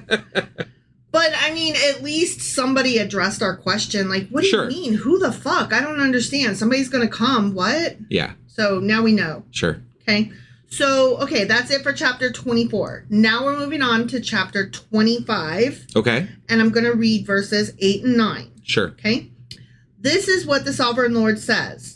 Because Moab and Seir said, look, Judah has become like all the other nations. Therefore, I will expose the flank of Moab, beginning at its frontier towns, Beth Jeshimoth, Baal-Meon, and Kiriathaim, the glory of that land. Okay. So I just put together a little reminder of how the Moabites are kind of related as cousins. Right. Okay. The ancestor of Moab came from the incestuous pairing of Lot and his daughter. Okay. Remember when she did a hop on pop? Yep. Yeah. Okay. And then the Moabites feared Israel as they came from Egypt towards Canaan in the book of Numbers. And Balak, king of Moab, hired Balaam to curse Israel. Yeah, I remember that. That happened. And that was one of my favorite early on chapters. That's another donkey. That's another donkey. Right? That one spoke. That one talked, didn't come. Yeah. We weren't talking about his dick end. We were talking about his fucking mouth moving. Right. When Israel came into Canaan, sometimes Moab attacked and ruled over them even. And that was in the book of Judges. Okay. Yep. And then later, Ruth the Moabite was the great-grandmother of King David. Yep. And David sent his parents to Moab for their own protection when Saul was hunting him in 1 Samuel. I feel like one might even in those days, if you were Egypt or Babylon, might even confuse them all as Israelites. Yeah. You know what I mean? Like, they seem very, very closely related. Very incestuously closely related. Yeah. No, I mean, they're just like different states, right? Like this one operates a little differently over here than that one does. And obviously Israel was also worshiping idols, and sacrificing children. So there wasn't a lot of cultural differences between them. They were all frenemies. Right. They I hate you so much. Stop touching me. But it's only stop breathing on me. And then they're like, oh fuck, but we should really gang up together because Egypt is coming. Right. But the only reason that was the case is because the Moabites probably had a different king than Judah did or Israel did or whatever, right? Yeah. I mean, it had to do, again, with politics, not so much culture. Exactly. So when he was king, David fought against and defeated Moab in 2 Samuel. And they became a vassal kingdom to Israel, sometimes rebelling in 2 Kings. Yeah, I remember. There was a lot of I remember it was back and forth. Yep. But I kind of needed that reminder of how they were related. Sure. And then, why is God going off on this group? I don't give a fuck about these people. Who are they again now? I mean, does God really need a reason? God just goes off on people. He's, there you go, God, go off. That's his thing. Right. It's true. So the other one that we mentioned, Moab and Seir. Okay? Yeah. Seir was a notable city of the Edomites, who were also cousins to Israel, being the descendants of Jacob's twin brother Esau. Right. Okay. So that's how they're related. And Esau was the one that wrestled God in the desert, I believe. Either God or the angel of the Lord. Right, but wrestled something in the desert. Yeah. That some people think is God. Yeah. Exactly. Which obviously isn't true, but in the Bible, whatever, Yeah. And there are giants, Sure. All right. So now we're going to go back to chapter 23. All right. Okay. Yeah. And I've got a few different things. Okay. Uh-huh. So we're going to start with verse 4 of chapter 23. The older sister was named Ahola, and her sister was Aholibah. Okay. They were mine, gods, and gave birth to sons and daughters. Ahola is Samaria, and Aholibah is Jerusalem. Okay. So Ahola, okay, now I'm done reading. Okay, now I'm into my notes. Yeah. Okay.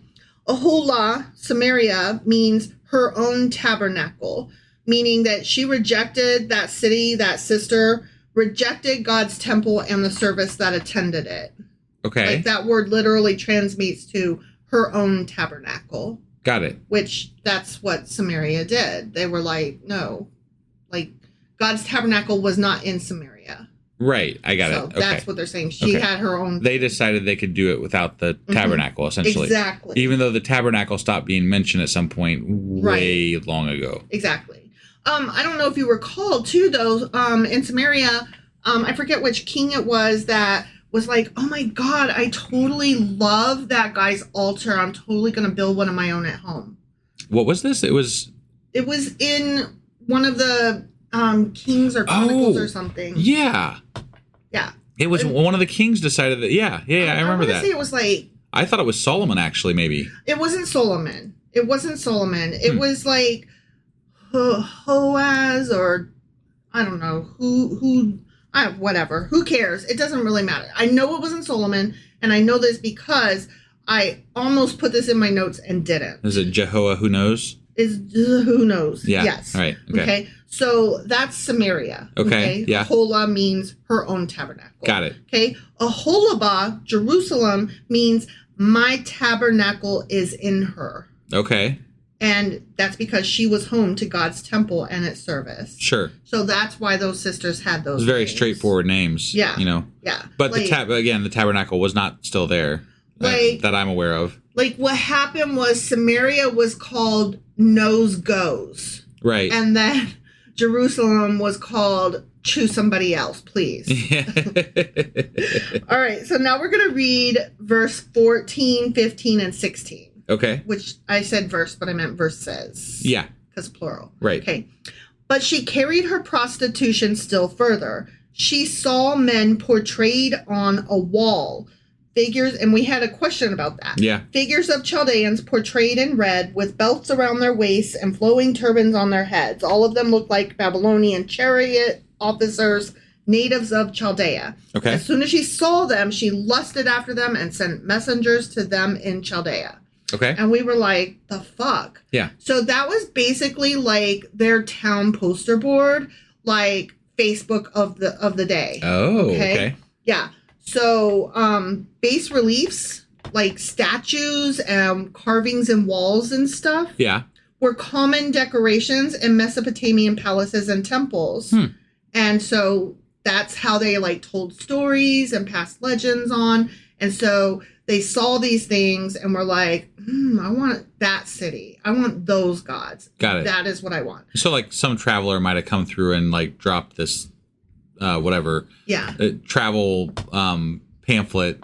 Travel tablet. Yeah. It was a door to door. It was a Jehovah's Witness. Come visit Chaldea. Yeah. It's great this time of year. Yeah, exactly. You'll love the horses and the men on them. Oh my God. It's gonna be great. It's gonna be great. So that took me to something else, though. There's this thing called the Black Obelisk of Shalmaneser III. Wow, Okay, I like that. That's a fancy ass name for a something. statue Yeah, that's thing. great. Yeah. I like it. Okay, it's a black limestone Neo-Assyrian sculpture with many carved scenes and inscriptions in relief. Have you ever been around a lot of sandstone? Have you ever seen sandstone like up close, like when you're like out in the wild? No. It's really cool rock. Okay. It's really. I used to love rocks, Okay, so I just thought this isn't sandstone. This is limestone. Yeah, it's similar. Is it? Similar-ish. Okay. So I think I could be wrong, but I think they're similar. I have no idea. It's like sediment stone is what it boils down to. So well, this one is a giant like cylinder shaped thing, and it's got carvings all around it. Okay. All right. And it's historically significant because it is thought to display the earliest ancient depiction of a biblical figure. Jehu, at the time the king of Israel, prostrating himself before the Assyrian king and offering gifts. Okay. The date pictured would be about 840 BCE at the beginning of Jehu's reign. So this is an actual historical Yes. thing that exists. I did not get this off. Well, okay, let me rephrase that. I was doing my notes. You know how I examine many sources from many different perspectives. I was on an apologist site and they mentioned this and I was like, hold up, what? Right. And so then I was like, is this really a thing or is this them talking about a thing? Right. So then that's how I rabbit hole, right? Yeah. Is I verify things, right? Yeah, right. And no, I got this from an actual source. Sure. It is currently in a museum. Okay. Let me finish my notes. Sorry. It's a real Yeah, thing. yeah. Okay.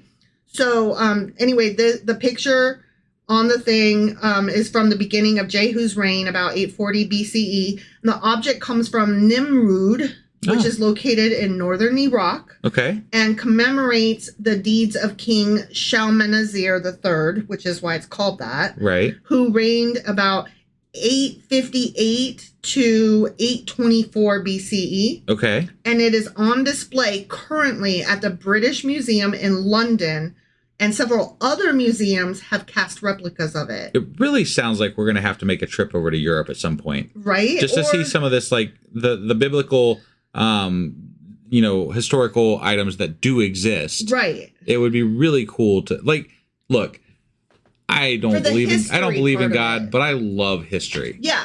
And like this aspect of it where you actually have remnants of that time that are still in existence. Right. Is really cool to, like, you're talking about thousands of years ago. Right. Right. That's why I had to include that. Yeah. That's pretty fucking amazing. So we've got basically proof that these two guys at least existed. Right. And B, not only did they exist, but this particular part of that story is correct, that this guy did go over and prostrate himself to an Assyrian king. Now, I do want to say with regard to that, and then we're us talking about the historicity of these items, right? Mm-hmm. And that's that a lot of theists, Christians that I've come across, will point to the fact that some of the things in the Bible did actually happen historically, and they have been proven to happen historically. So therefore, right, the Bible is true, obviously, right? But that's so foolish, because I could go on Facebook or any number of websites and say, oh, well, I found something that said that the moon is made out of cheese. Yeah. That doesn't mean that the moon is made out of cheese, y'all. No, you and I know that just the mere fact of an artifact existing with regard to something that happened in the Bible does not make the Bible true. Right. It's merely an artifact that represents something from that time frame and lends to the fact that there are aspects of the Bible that might have some truth to them. Right. And legends do grow up around people. I mean, think about, like, who was it? Washington and the fucking apple tree or something? Cherry tree. That's what he said. Yeah. And he's like, I cannot tell a lie or whatever. Right. And then there's like Lincoln and the wooden teeth or something like that. The wooden teeth was George Washington. Oh, was it? Yeah. Damn. Okay. I'm trying to remember which one is which. I think Washington was the cherry tree, but there is something associated with Lincoln too, and I can't remember now what it is. Only thing I can think of as I'm sitting here is he's got a really tall fucking hat.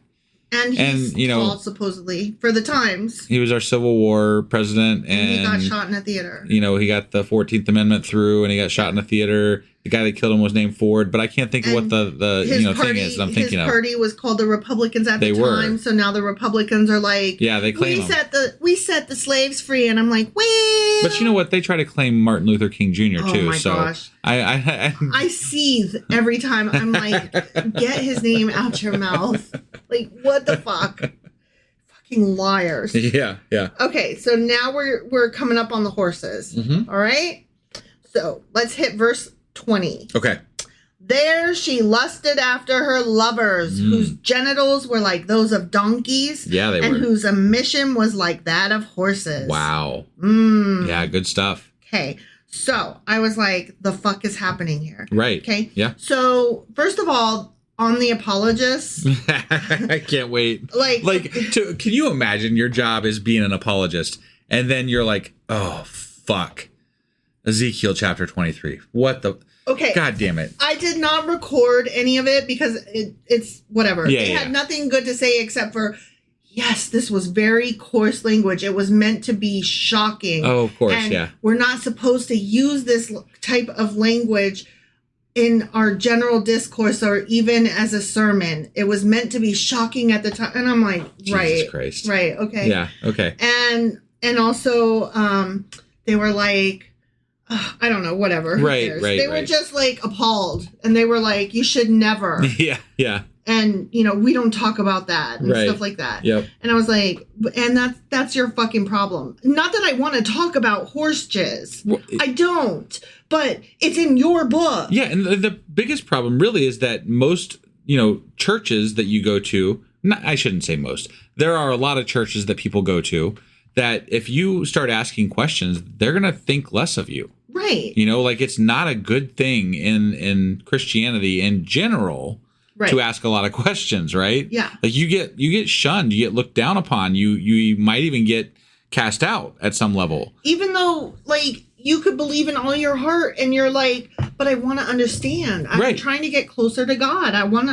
You guys keep telling me this is his word. And you could be in all earnestness. Yeah. And you could actually feel whatever it is that fucking believers feel. I don't know. Yeah. I've never felt it, but people do, I guess. Whatever. Well, I mean, I think, we've talked about that before too, but in a group of people who are all very fervently believing in this one thing, this God, this idea, and they act as though it's real all together, right? Mm-hmm. It creates this confirming circle of circle jerk, uplifting, bullshit, right?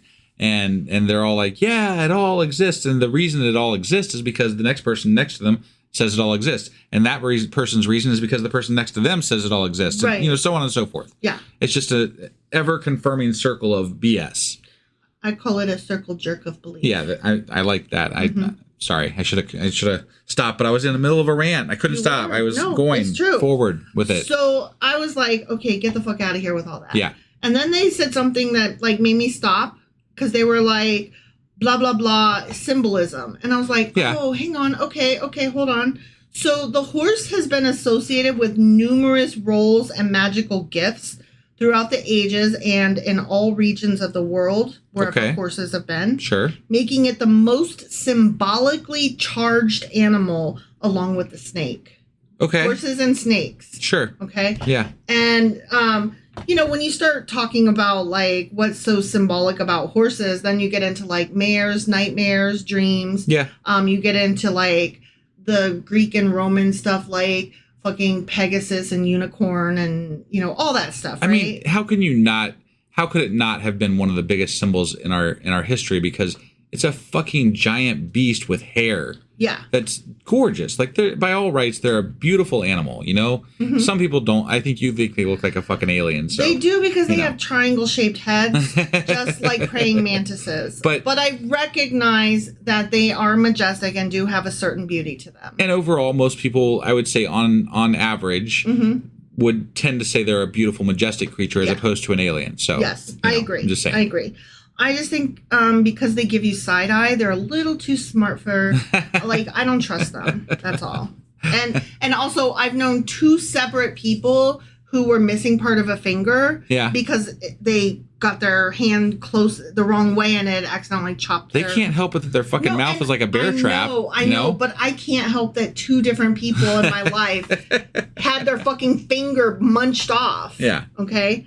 So anyway, the horse serves as a loyal ally to the hero in epic tales, or as a tireless companion in cowboy adventures. Sure. And has become a symbol of war and political domination throughout history. Think of a lot of our statues have the guy on the horse. Yep. I think if they died in battle, the horse is rearing, and if they didn't die in battle, they just are heroes. I actually didn't know that.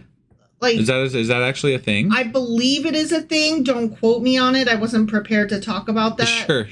I'm something you had heard before at some point. Yeah, it's something I had heard before, and I can't remember which way it goes. But I think if the statue has the horse rearing up on its back legs, that the person being depicted died in battle. Okay. Otherwise, it's just a hero. And obviously, Sure. if time passed, they died, but it wasn't because of the battle. Right. So Yep. they're just a hero. Got it. So,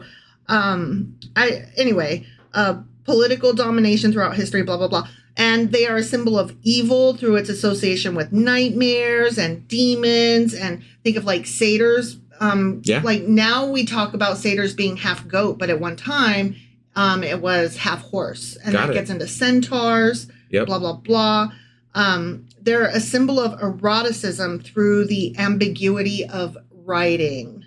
Okay. All right. Now, the horse is a phallic animal, the image of which stems from the proximity between the rider, who sits with the animal between his or her legs and moves with cadenced movements.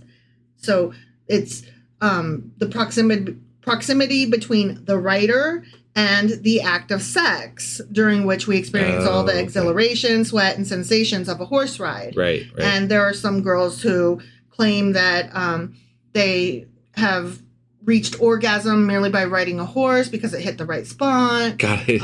There are others who claim they lost their cherry because they bounced too much. And I'm like, that's not how that works, bro, but whatever. Sure. There is the popular saying, it's hung like a horse. So. And because they have big dicks. Right, yeah. I mean, not big compared to horses. Like their dicks are exactly the size they should be for an animal to have that is that size. Yeah. But, comparatively speaking. Yeah, right. Yeah, huge. So in Egyptian hieroglyphics, the horse represents a lustful person. Asses and horses are proverbially lustful. Okay. And it should be noted that as coarse as these verses read, the original is even more rough than the translation. Wow. So it's like, you thought that was bad. Just wait till you learn the other languages and read it in the whatever, native tongue. Exactly. Wow. Learn you some fucking Hebrew or whatever. And That almost makes me want to learn the, whatever. Like, I gotta know, like, what do you mean? Please, let me just learn the words in this specific. Not even chapter, just this verse. Just these verses. Yeah. And then I got to see what this is all about. Exactly. Yeah. So that's what you got? That's my take on the horse and donkeys and jizz and dicks. Yeah. And the girls were This was kind of an exciting week of Ezekiel. It really was. Because we had Pulp Fiction, we had horse jizz, we had there was a lot of things that wasn't it, but I mean, like, there was a lot of things that it felt we had prostitutes. Yeah. It just felt like we did something this week, So we reiterated a lot of the same shit over and over and over again. But we did get to be a little bit different. We got to mix it up a little this week. We talked a lot of sex this week. We did. You would think that we were gross, but guys, I mean, we're just reading the fucking Bible. Ain't our fault. I'm just right telling you what's in the Bible and what it means to the best of my abilities. I can't help but the God's a pervert, He's a murdery perv. He is gross. He really is. Donkey dicks in the fucking Bible. Get the fuck out of here. Yeah. The holy book, the good word. Emissions. Semen, cum, jizz. The glory holy book. Oh my gosh. That's hilarious. All right. We got anything else for today? No. All right. Well, that was our Q&A for this Saturday/Sunday. Whatever the fuck it is. And we will be back later today later on Sunday, whenever you're getting this. So later on Sunday with a Patreon. No. Excuse me. It's Patreon. Oh, I am so sorry. I stepped on your thing. Did. Yeah, my jingle. I'm so sorry. And I have been informed that there are some people who actually look forward to it. Yeah, there's not just one person, but there are multiple people that have told us that whenever they hear or read the word Patreon, your voice comes into their brain and it will not leave, and it is seated there forever. And they're kind of mad, but they love you also. I mean, that's how I feel about like my entire life. That pretty much sums me up. All right, guys, that was our Q&A for today. We'll be back later with more. Patreon. That's the one. And I'll have the weekly wrap up out after that. And then we'll be back on Monday with Ezekiel chapter 26. That is correct. We'll see you guys then. I can math. Bye.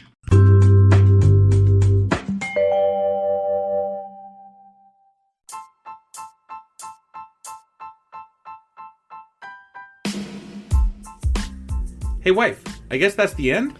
But husband, that's just sad. It doesn't have to be. We are on lots of social media platforms like Twitter. Our handle there is sacrilegious_D. For D's nuts. Oh my God. Stop doing that. Anyway, we're also on Facebook, Instagram, and Pinterest. There's a link to all of our social media sites at our website. Ooh, we have a website? Yeah, it's sacrilegiousdiscourse.com, where you can also find a link to our merch shop. We have a merch shop? Yep, we have podcast-themed clothing, mugs, notebooks, and more, as well as an atheist and science-themed products. Wow, our fans should really go check that out right now. Definitely. They can get in touch with us by sending an email to sacrilegiousdiscourse@gmail.com. But before they do that, we could really use some help. Oh yeah? With what? Well, it's not free running the podcast, and we need some financial support in order to get better equipment, which will free up time so we can concentrate on our podcast and our fans. Okay, so what should they do? Head over to patreon.com/sacrilegious discourse and sign up as a contributor on our podcast. Supporters there receive additional bi-weekly episodes that we record just for our Patreon members for as little as $2 a month. Also, we'd really appreciate it if you would like and subscribe on whatever platform you're using. And Apple Podcast reviews help us out tremendously. Like and subscribe. Leave an Apple review. Join us on Twitter. Support us on Patreon. That's a lot of instructions. Don't forget to say thanks. Thanks. Okay, bye.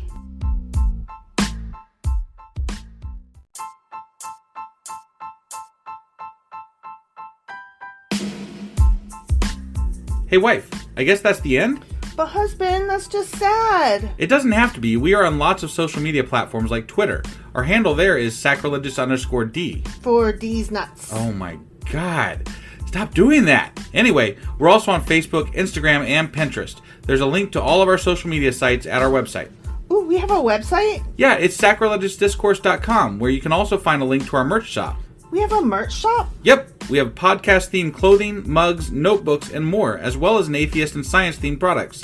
Wow, our fans should really go check that out right now. Definitely. They can get in touch with us by sending an email to sacrilegiousdiscourse@gmail.com. But before they do that, we could really use some help. Oh yeah? With what?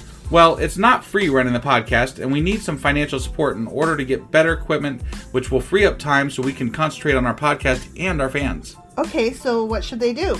Head over to patreon.com/sacrilegious discourse and sign up as a contributor on our podcast. Supporters there receive additional bi-weekly episodes that we record just for our Patreon members for as little as $2 a month. Also, we'd really appreciate it if you would like and subscribe on whatever platform you're using. And Apple Podcast reviews help us out tremendously. Like and subscribe. Leave an Apple review. Join us on Twitter. Support us on Patreon. That's a lot of instructions. Don't forget to say thanks. Thanks. Okay, bye.